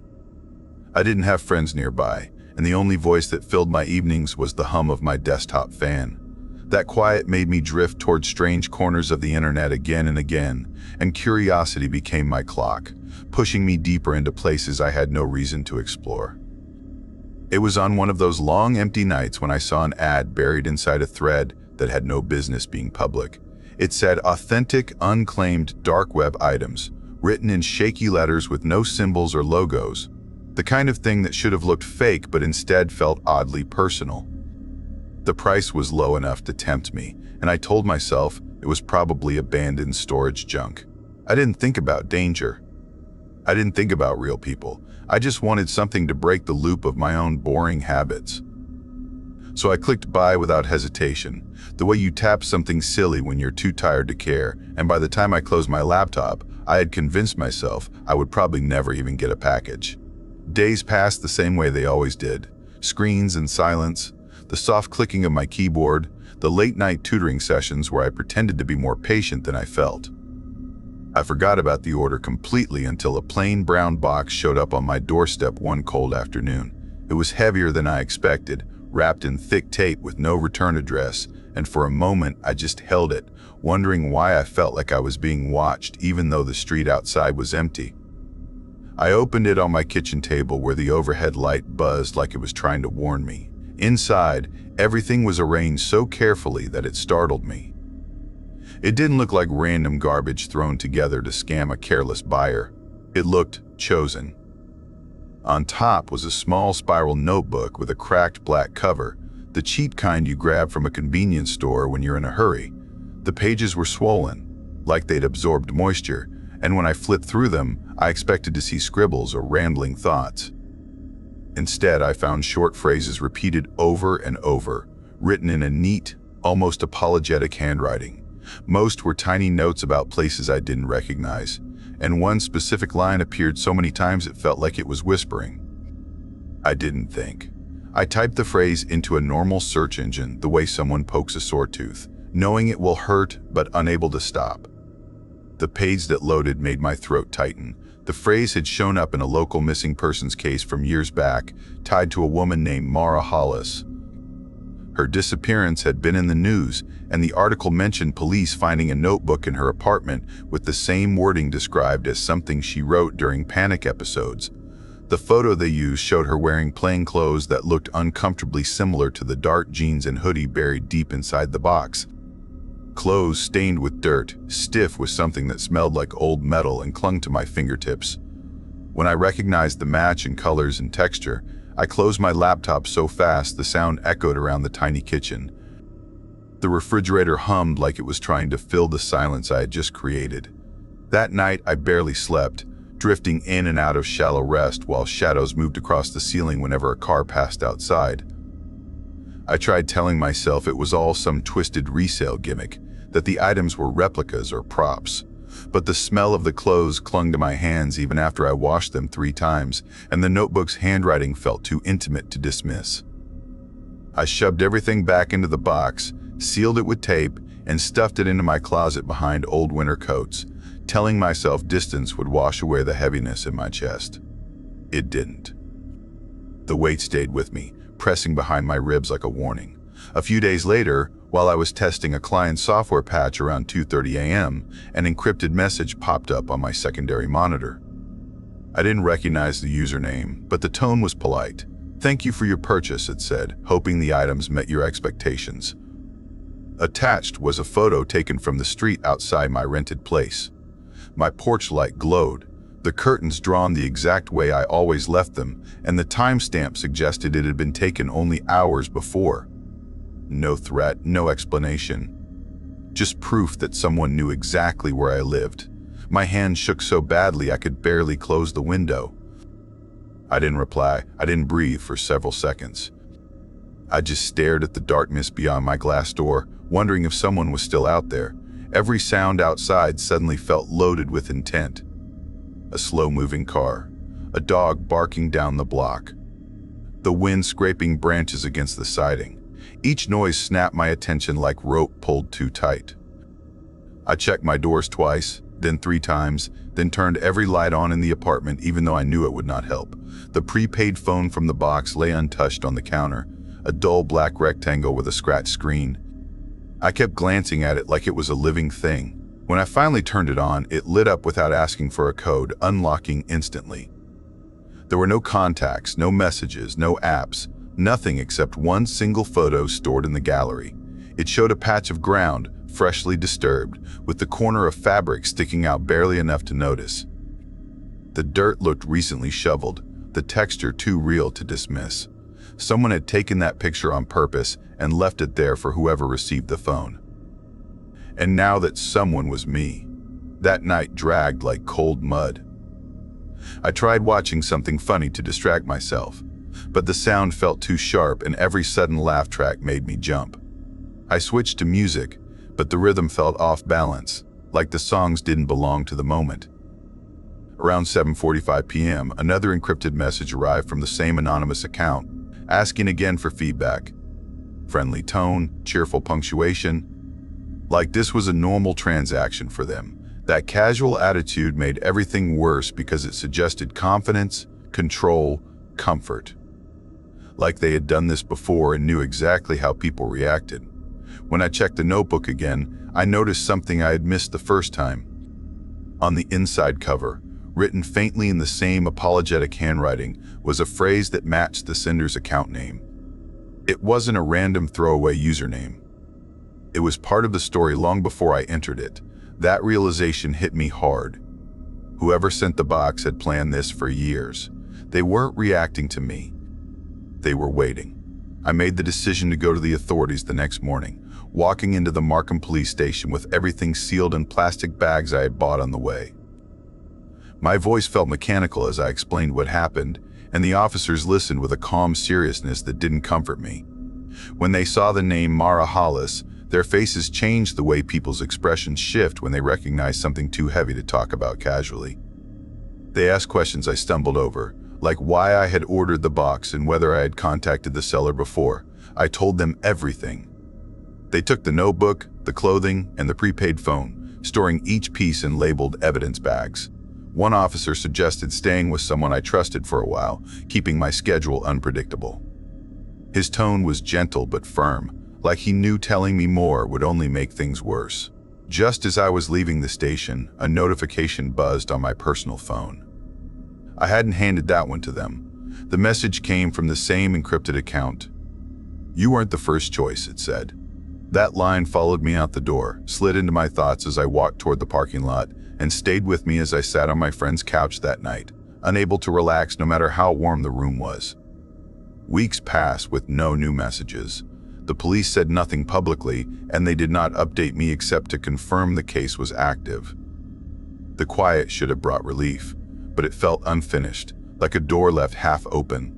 I stopped visiting forums, stopped staying up late, stopped digging into anything that felt even slightly strange. The realization that someone had used a missing person's life as evidence of their reach made everything inside me feel wrong. It wasn't entertainment. It wasn't random. It was targeted curiosity, and I had taken the bait.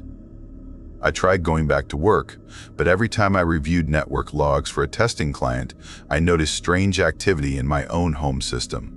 My router showed outgoing tunnels I had never configured.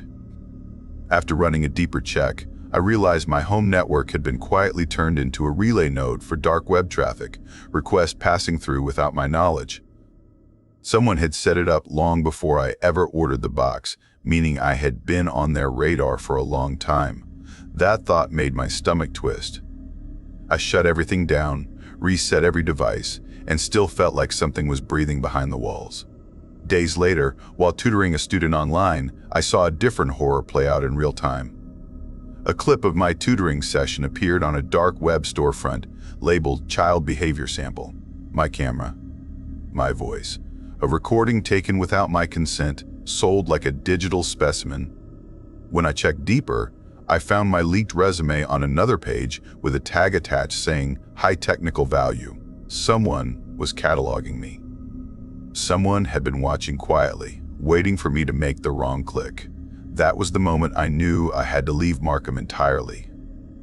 I didn't do it dramatically. No rushing, no panic bags thrown into a car. I packed slowly over one long weekend, keeping the blinds shut and my phone on airplane mode. I rented a small room in another town and didn't tell a single coworker or student. I changed numbers, wiped old accounts, deleted everything I didn't need. I left behind my furniture, my old devices, even the router. I didn't want anything carrying traces of the life I stepped out of. Months later, a detective called me again, asking if anything unusual had happened since I moved. Nothing had arrived. No messages, no photos, no clues. The seller's account had vanished completely, the listing gone as if it was never posted. The detective told me quietly that they believed the box had been assembled long before it reached me. It may have passed between multiple hands, used as some kind of credential to prove credibility among certain circles. Proof that the person behind the screen wasn't lying when they spoke of access. Hearing that changed everything in my mind. I wasn't chosen because of who I was. I was chosen because I was curious enough to open the door and cautious enough to understand what I had found. I often think about the moment my finger tapped by. How meaningless it felt then, how massive it became after. The most upsetting part wasn't fear. It was how calm the whole experience was. No loud threats, no direct confrontation.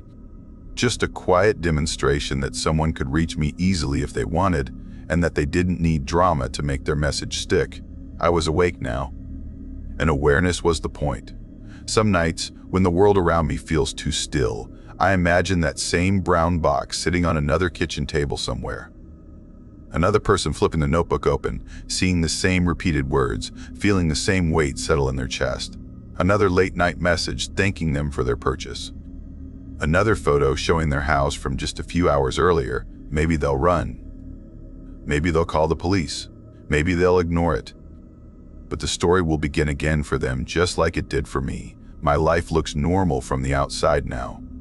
New job contract, new workspace, new routines. I don't stay online late. I don't dig into strange listings. I keep my network locked down tighter than anything I test for clients. And when someone jokes about dark web mystery boxes or weird ads, I stay quiet. Some things exist only to confirm they can reach you whenever they want, not to entertain you. I never needed them to say my name out loud. The silence they left behind was enough. I think that's why this story feels unfinished. It doesn't have a final answer or a clean ending. It ends with distance, with separation, with me learning how to live with the knowledge that someone built a message inside a box and sent it to see who would listen. They didn't need to return. They accomplished what they intended.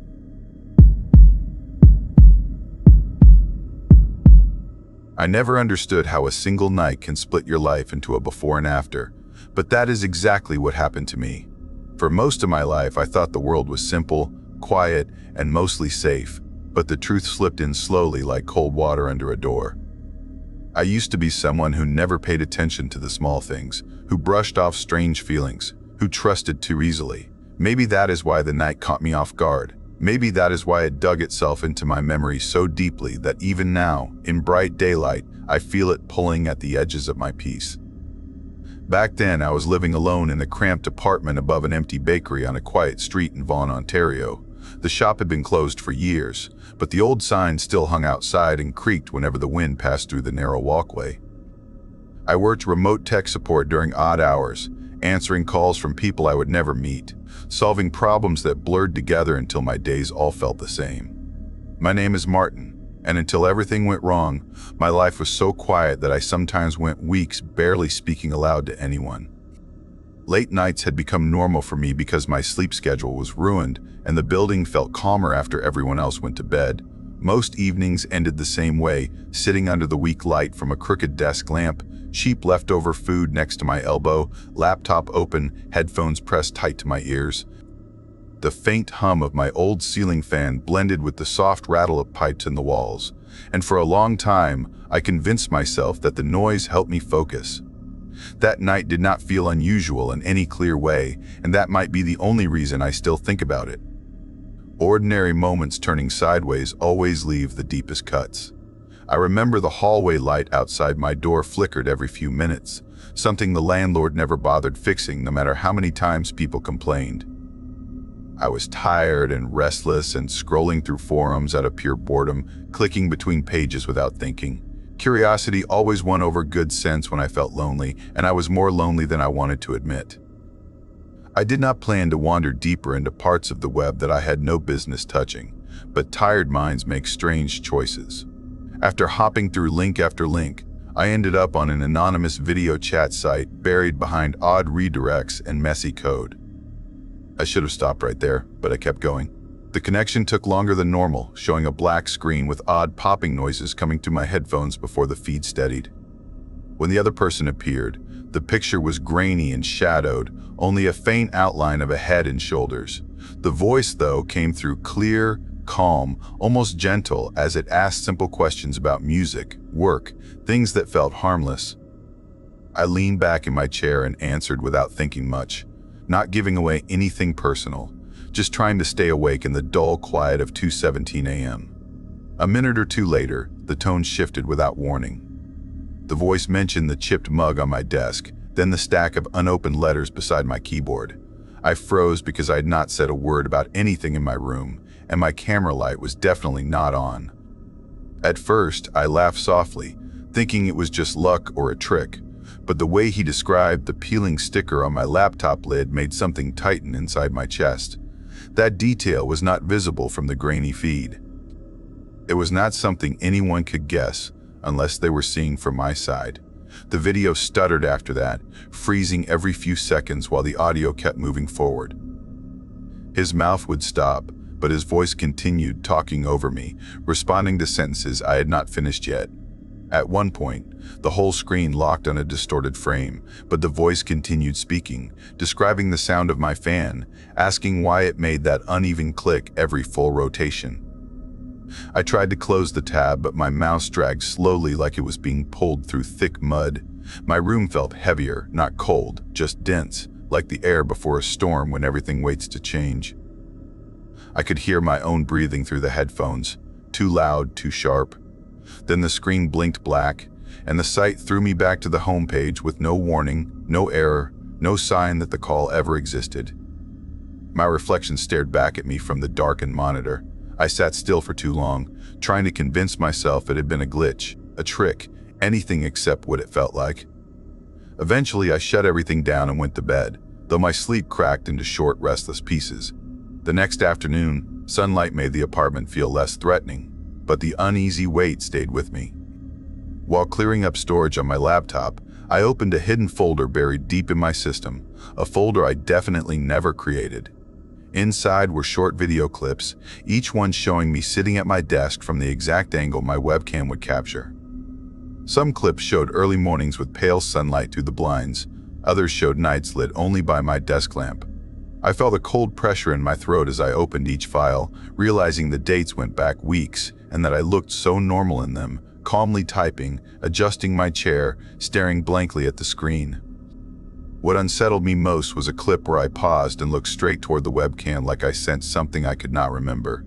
Another showed me adjusting the webcam slightly, something I never did because I rarely used it. When I checked the metadata, I saw the files had been accessed repeatedly. Whoever made them did not just watch once. They kept returning. By evening, the apartment felt louder, every small noise sharp against my nerves. The fan hummed its uneven rhythm. The pipes clicked in the walls, and footsteps from the stairwell lingered longer than normal. I covered the webcam with tape, unplugged it, then unplugged the whole laptop, though a part of me whispered it was already too late. When I opened my router settings, I saw unfamiliar login attempts from remote addresses that did not match anything local. One device name stood out as a strange string of letters that looked deliberate rather than random. I reset everything, changed passwords, shut down anything suspicious, but the crawling under my skin did not fade. Later that night, I checked the video chat site again from an old tablet, half expecting something to appear. The homepage loaded like normal, but my user history was gone, wiped clean. It was as if the session had never happened. I scrolled through my files once more and noticed something I missed earlier, a separate audio clip. At first it sounded like background noise from my room, the fan, my typing, a distant city hum through the window. Then a second voice slid in, soft, close, repeating the same words spoken during the call. Hearing it out of context made it feel deeper, more intentional. By the end of the day, I stopped trying to pretend it was harmless. I contacted a security specialist through my job, someone who handled breaches. I handed over everything without keeping any copy. His advice was direct: wipe the system, replace hardware, move on. I did everything he suggested. A few weeks later, I relocated to a small unit in another part of Vaughan, trying to rebuild my routine from scratch. Nothing strange happened again, at least nothing I could prove. Still, late at night I found myself lowering my voice around devices, stepping past cameras instead of in front of them. Friends noticed that I flinched during video calls when the audio lagged or the screen froze. I never explained why, because it felt impossible to make anyone understand without sounding paranoid. Months passed, and the fear softened into something duller, like a quiet bruise under the skin. Life looked normal: new apartment, new laptop, new habits. Yet I arranged my screens away from where I slept, avoided mirrors that reflected monitors, shut devices down completely every night. The sense of being watched faded but never left completely. One evening, curiosity tugged at me again, and I plugged in an old external drive that held backups I had avoided for months. I expected the files to be gone or damaged. Most were corrupted from the wipe, but one folder remained untouched. Inside was a single text file I did not remember writing. It listed small notes about my habits, the times I stayed up too late, how often I paced while thinking, which nights I talked to myself without noticing. At the bottom was a line describing the video chat incident not as a memory, but as an observation. Around the same time, strange reports appeared online. A warehouse manager in Vaughan mentioned a hidden forum where internal camera angles of his storage facility were being discussed in detail. A real estate agent found anonymous posts showing full floor plans of unsold homes, each labeled with unsettling notes about blind spots and night access points. A truck dispatcher noticed his fleet routes listed online under the title "Clean Movement Paths." All of it blended too easily into the night I lived through, like pieces of one large shape pressing in from the edges. I deleted the text file, wiped the drive, and destroyed it. Not out of fear, but out of choice. There was no victory in chasing whoever did this. No answer that would make anything better. I reported the little evidence I had through proper channels and let it go. I forced myself to reclaim control, even if it was only symbolic. I started leaving lights on, letting the curtains stay open at night, refusing to let the quiet consume me. But sometimes, when the city settles and the streets fall silent, I feel the same heaviness in the air, the same sense that something watches without needing to be seen. The night did not follow me in loud ways. It simply stopped showing itself, and that is the part that still keeps me awake. Be careful with what you open online, because danger can hide behind normal-looking links. Protect your devices, your privacy, and your personal space, because not everyone on the internet has good intentions. Trust your instincts when something feels wrong, and never ignore small warning signs. Staying safe is better than being curious in the wrong place.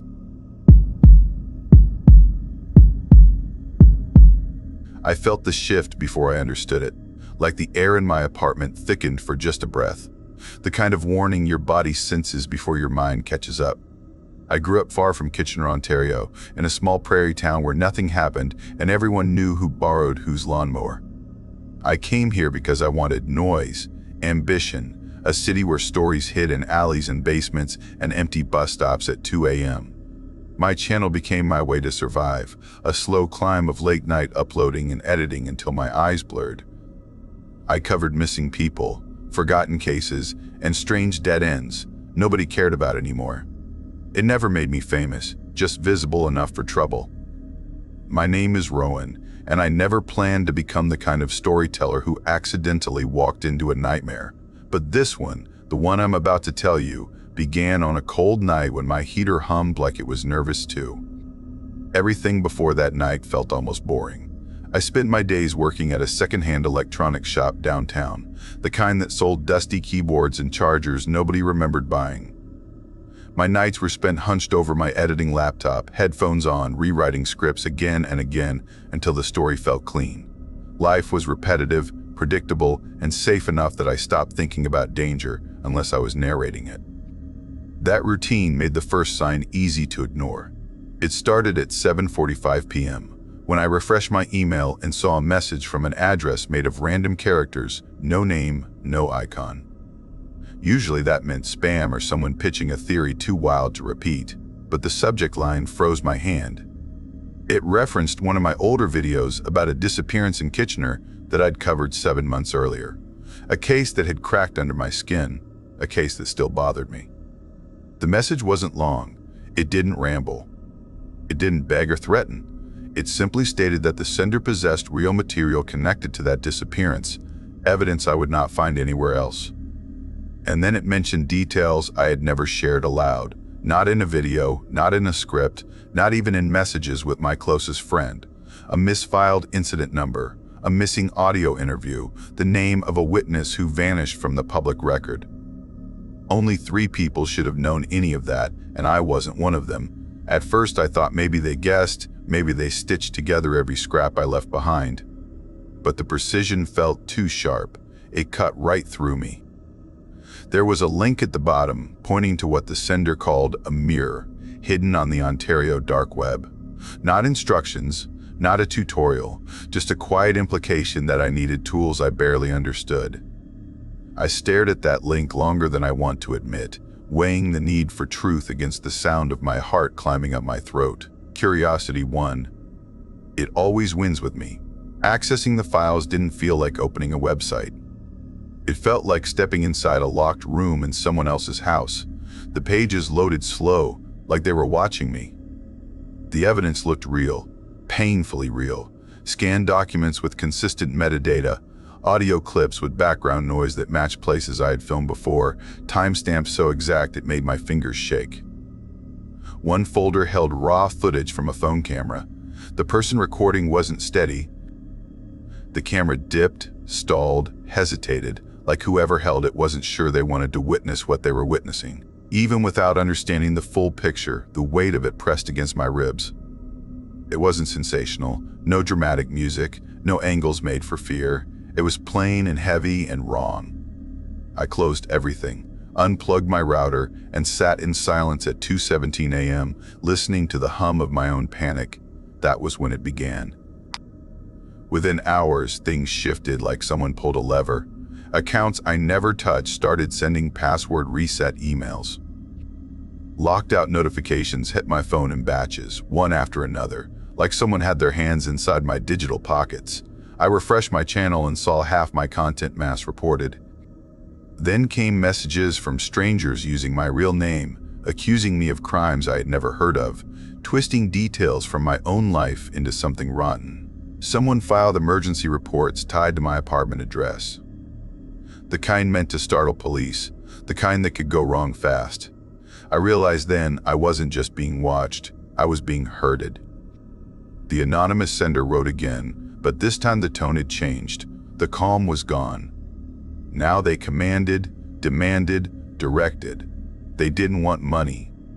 They wanted my voice. They wanted me to publish their version of the story. They sent a scripted outline, telling me which people to portray as unreliable, which details to bury beneath vague phrases, which pieces to highlight as if they mattered more. Their instructions were so precise, it felt like they were editing my mind. But the part that broke me wasn't the script. It was when they referenced lines from my private drafts, sentences I wrote and deleted before saving anything. That meant they were already inside my system long before the email, before the footage, before the night itself. Every time my screen flickered, my stomach dropped. The sense of being observed wasn't paranoia anymore. It had receipts. I tried reaching out for help, using an old tablet I hadn't connected to anything in months. I messaged a journalist friend I trusted. She wrote back carefully, like her words were stepping across thin ice. She said to stop responding to the sender. Preserve everything, document everything. Before I could reply, my phone lit up with calls from unknown numbers until it overheated in my hand. The voicemail notifications that followed were fragmented, robotic, then strangely human, accusing me of interfering with something I didn't understand. Online, threads popped up dissecting my life with unsettling accuracy. They listed old addresses, relatives, and even posted a blurry photo of me through a window I didn't remember anyone standing near. I hadn't been outside long that day. Whoever took it was close. And none of it asked for payment. It was all pressure. A slow tightening. A trap disguised as information. I had seen creators collapse under online storms before, but this wasn't a storm. This was a target drawn around me.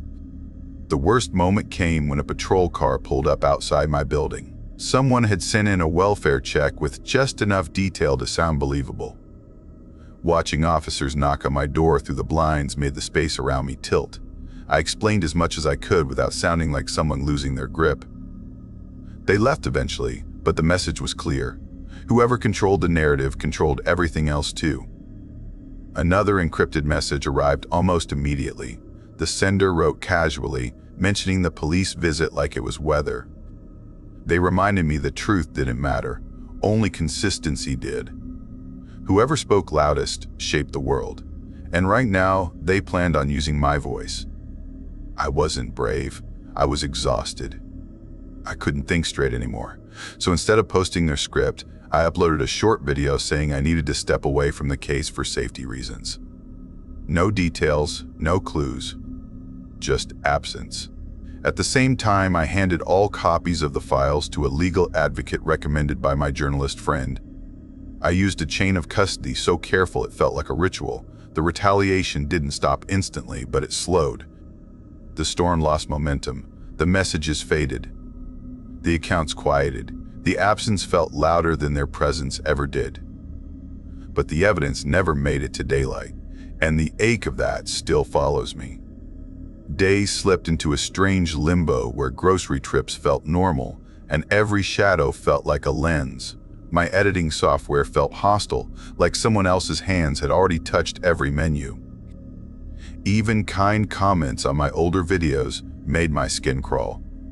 Every username felt like a potential threat. I stopped telling people the truth about what happened, not because I wanted to hide, but because sharing felt like giving someone a map of my weak points. Friends noticed my silence. They noticed the way my eyes scanned doorways before I walked through them. The legal process moved forward without updates, like it had disappeared into a machine I couldn't see. The quiet relief that followed was mixed with something colder, like handing off a truth and realizing you might never know where it ends up. Online, the smear posts faded into the background noise where all old rumors go to die. New drama replaced old drama. People moved on. The attackers didn't send a final message. They just vanished. And the thing about silence is, it doesn't reassure you. It stalks you. Months passed. My trust in technology cracked like thin ice. I built new habits without deciding to. I unplugged devices when I slept. I covered camera lenses. I swapped apartments. I changed my upload schedule. My channel survived smaller, quieter, like a house with the windows boarded up. People asked why my topics changed. Why I avoided anything involving deep web cases. Why I never touched missing persons again. I gave vague answers because the sharp ones still felt dangerous, and through all of it, one thing gnawed at me. The realization that truth wasn't a treasure, it was contraband. Smuggled, hidden, weaponized by whoever held it last. Some truths weren't buried because they were lost. They were buried because someone kept pushing dirt over them. What made everything worse was realizing this wasn't only happening to me. That cold night, after everything had begun to settle, I stumbled across a thread on a hidden forum. A tech startup intern wrote about discovering test user data from his company leaked onto an Ontario deep web marketplace, labeled like items in a store. A student coder posted frantically because a tool he built for school was twisted into a scraper targeting private forums. A cafe owner in downtown Waterloo begged for someone to explain why his Wi-Fi had been flagged as a safe access point for anonymous transfers he had no part in. Different people, different lives. Same invisible hands shaping the shadows around them. It made me wonder if my story was never personal. Maybe I wasn't chosen. Maybe I was convenient, a voice with just enough reach to redirect a narrative someone else wanted rewritten. Some nights, I lie awake thinking about the footage I saw, the raw camera shake, the hesitating breaths of the person filming. I think about how the senders spoke with such certainty, like they knew exactly what I would do next. Maybe they did. Maybe they understood fear better than I did. Maybe they knew exhaustion was stronger than terror. The most frightening thought isn't that they targeted me. It's that they might have already moved on to someone new. Someone who doesn't know the signs yet. Someone who still believes their digital world is theirs alone. Sometimes I imagine the person behind all of it standing somewhere in Kitchener, blending into crowds at the bus station, sipping coffee at a corner table, walking past me on King Street without making eye contact. Maybe they never left. Maybe they never had to. Power doesn't need presence. It only needs access. If you ask me whether I regret stepping away from that case, I don't know how to answer. It kept me alive, but it didn't give me peace. Closure remains scattered, fragments of a truth I will never hold again. And that case, that quiet disappearance, still breathes somewhere out there, shaped by hands that never intended to let go. I wish I could give you a clean ending, a neat bow, a final confrontation. But stories like mine don't end. They fade, they flicker, they wait. And sometimes, when my phone buzzes late at night, when the sky outside is too still and too dark, I feel it again. That subtle shift in the air, the one I sensed the night everything began. The story teaches that truth is not always safe, and information can be as dangerous as any weapon. When you step into shadows you do not fully understand, even with good intentions, you may draw the attention of people who live in those shadows. Curiosity without caution can open doors that are hard to close. Real strength is not in exposing every secret, but in knowing when to protect yourself, when to pull back, and when to understand that not every truth is meant to be handled alone.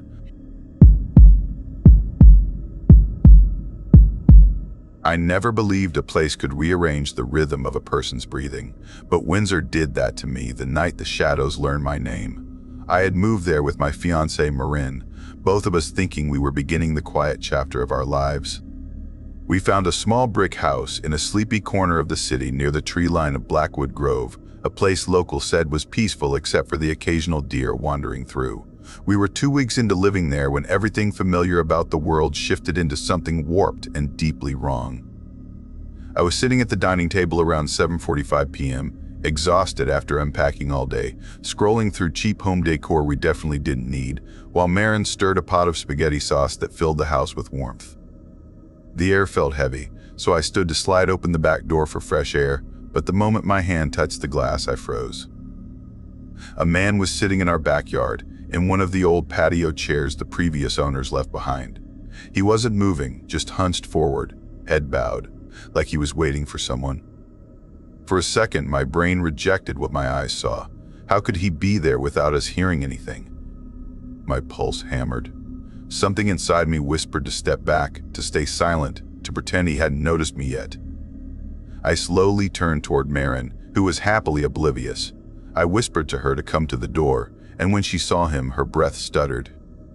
She asked me in a trembling voice who he was, but I didn't know, didn't have any answer that made sense.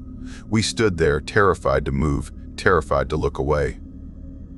The man didn't so much as twitch. Marin said maybe she should knock, tell him to leave. I didn't want to get his attention, didn't want to see his face, didn't want him to stand, but we couldn't just let him stay there. I raised my hand and tapped the glass. He lifted his head, slowly, like waterlogged driftwood rising in a tide. When he turned toward me, my stomach dropped.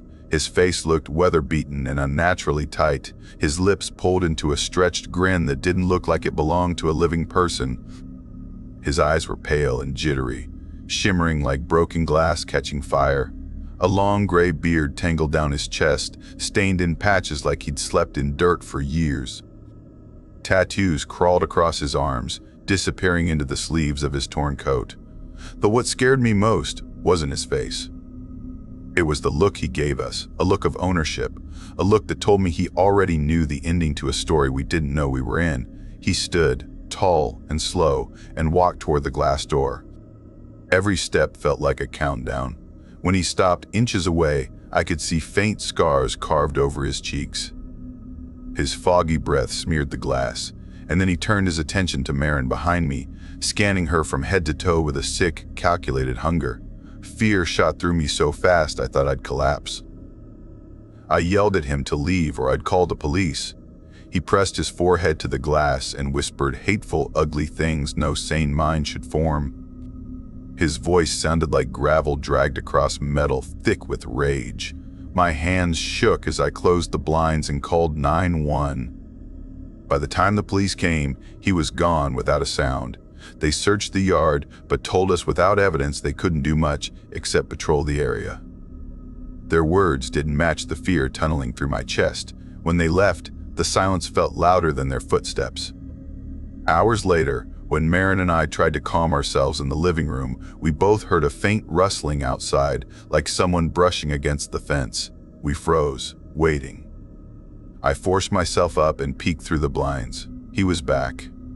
This time he wasn't sitting. He wasn't hiding. He was standing in the middle of the yard smoking a cigarette, staring directly at our house like he knew we'd be watching. His face held no smile now, only hollow hatred carved deep into his features. His lips moved, but I couldn't tell who he was talking to. Then he snapped his head toward me and charged the window. His fist slammed against the glass so hard the whole house quivered. Marin screamed as he shouted violent threats at us, banging again and again. I shouted for her to run upstairs while I called 911 again, but just like before, he vanished before the police arrived. The next morning, we went door to door asking neighbors if they had seen a man like him. Most people shook their heads, but an elderly couple at the end of the street recognized the description. They said his name was Rowan, that he lived several blocks away near the industrial strip by the shipping yards. They said he had a past full of violent arrests, fights, and chaos, the kind of man everyone in the area tried to avoid. Hearing that didn't make me feel safer. It made me feel hunted. We reported what we learned to the police, but again they said without proof there wasn't much to be done. Rowan didn't show up again that day, but the silence he left behind felt loaded, like he was waiting for the right moment. Over the following nights, strange things started to happen around the neighborhood. A border area taxi driver told us privately that his company vehicles had been tracked by someone online, with strange anonymous maps showing where certain passengers got dropped off. A factory supplier nearby said their customs clearance times were suddenly appearing on an encrypted forum. And the clerk at a small roadside motel whispered that coded symbols were circulating online, symbols that predicted which rooms had been occupied the longest. Someone was watching everyone in this area. Someone was cataloging us. And every rumor led back to Rowan. Though I had never interacted with the dark web before, I started hearing whispers from neighbors about something called the Windsor Shadow Board, a hidden forum where certain people traded information like it was currency. Every person who mentioned it lowered their voice, looking over their shoulder. It felt like the city itself held its breath whenever his name came up. The more days passed without Rowan returning, the worse my paranoia grew. It wasn't relief. It was anticipation. Something in the air felt stretched, waiting to snap. One night around 2:17 a.m., I woke to a faint scraping sound outside. I thought it was part of a dream, but then it came again, long and dragging, like someone slowly dragging their fingernails along our siding. I sat up, heart pounding. The room felt cold, too cold for early autumn. I nudged Maren awake, whispering that someone was outside. We slipped out of bed and crept to the window. At first, I saw nothing. Then the porch light flickered and went out. In the brief darkness that followed, a silhouette stepped into view. Rowan. He moved like he had all the time in the world. He bent down, picking something up from the ground, and when the porch light flickered back on, I saw what it was. A carving knife. I couldn't breathe. I told Maren to hide in the bathroom while I quietly moved downstairs. Every step felt like walking deeper into a nightmare. I grabbed the heaviest thing I could find, a metal lamp, gripping it tight. Rowan stood outside the back door now. He wasn't breaking in, he was waiting. His head tilted slowly, like he could hear my heartbeat through the walls. Then he lifted the knife and scraped it down the glass, leaving a long, pale scratch. I whispered stop without meaning to. He heard me. He tapped the knife against the glass 3 times. Tap. Tap, tap, tap. Then he mouthed something. Soon. I stumbled back, knocking over a chair. The sound startled him for just a moment. He darted away into the trees, disappearing completely, swallowed by the darkness like he was never there. The police searched again but found nothing. They advised us to install cameras, alarms, lights, whatever would help, but none of it mattered. Technology couldn't stop a man who moved like he existed between the spaces of the world. Days turned into weeks. Every night I felt watched. Every morning I felt followed. I jumped at leaves rustling, at passing cars, at shadows that moved wrong. Maren tried to stay brave, but I saw the fear wearing her down. Then the breaking point came. One evening near dusk, I found something taped to our mailbox. A square piece of paper, folded neatly, with a strange symbol drawn on it. The same symbol described by the motel clerk. A mark used on dark web pages to tag a target. I unfolded it slowly. Inside was a picture of our backyard, where Rowan had been sitting the first night. On the bottom was a single line. Property claimed. I dropped the paper and ran inside, locking every door. Maren stood in the kitchen, confused and terrified as I explained. She kept asking what claimed meant, what Rowan wanted. I didn't know, but I knew he wasn't done. That night, I refused to sleep. I stayed downstairs, clutching the lamp again, staring at the backyard through the blinds. The hours crawled like wounded animals, slow and painful. Sometime around 4:11 a.m., I finally started to drift into a half-sleep. Then I heard it, footsteps on the deck. Light at first, then louder. Closer. I leapt up, grabbed the lamp, and stormed toward the door. I ripped the blinds aside, ready to fight, but the yard was empty. The deck was empty. The street was empty. Only the wind moved. I backed away slowly. Then something whispered behind me, "Miss me." I spun around. He was standing inside the house. Inside, Rowan loomed in the corner of the dining room, his eyes glowing with cold delight. I couldn't understand how he got in. Every door was locked. Every window sealed. Every alarm untouched. Maren screamed from upstairs. I swung the lamp at him, but he lunged with unnatural speed. We crashed onto the floor. I felt his hands around my throat, squeezing hard. His breath smelled like rot. His voice cracked as he spoke, telling me he'd watched us long before we ever knew him. That he chose us. That we were part of his story. I kicked, swung, fought back with everything inside me. My fingers brushed the fallen lamp. I grabbed it and slammed it against his head. Once, twice, 3 times. His grip loosened. He staggered back, dazed, and I shoved him off me with every ounce of strength I had. I ran for the stairs, screaming for Maren to lock herself in the bedroom. I heard Rowan stumbling somewhere behind me, muttering words I couldn't understand. Maren locked the door as I burst inside. I grabbed the phone and dialed 911 again, choking on my own breath. The dispatcher told us to stay hidden. Help was on the way. We waited. And waited, but the house was silent. Too silent. I crept to the door and listened. Nothing. Not a creak, not a whisper, not a breath. When the police finally arrived and swept the house, Rowan was gone again. No forced entry.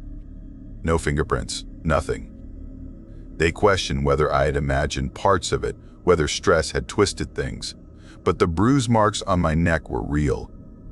The scratch on the glass was real. The picture on our mailbox was real. We moved out within 48 hours. But even now, in our new apartment far from Windsor, I sometimes wake in the middle of the night convinced I hear tapping on the window. 3 slow taps. Tap. Tap. Tap.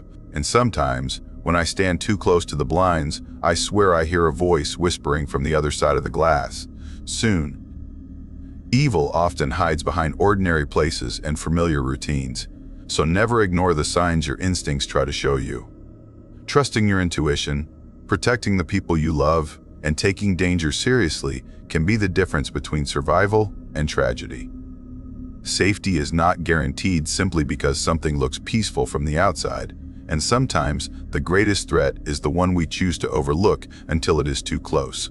Staying aware, choosing courage over fear, and acting quickly can save your life when darkness moves closer than expected.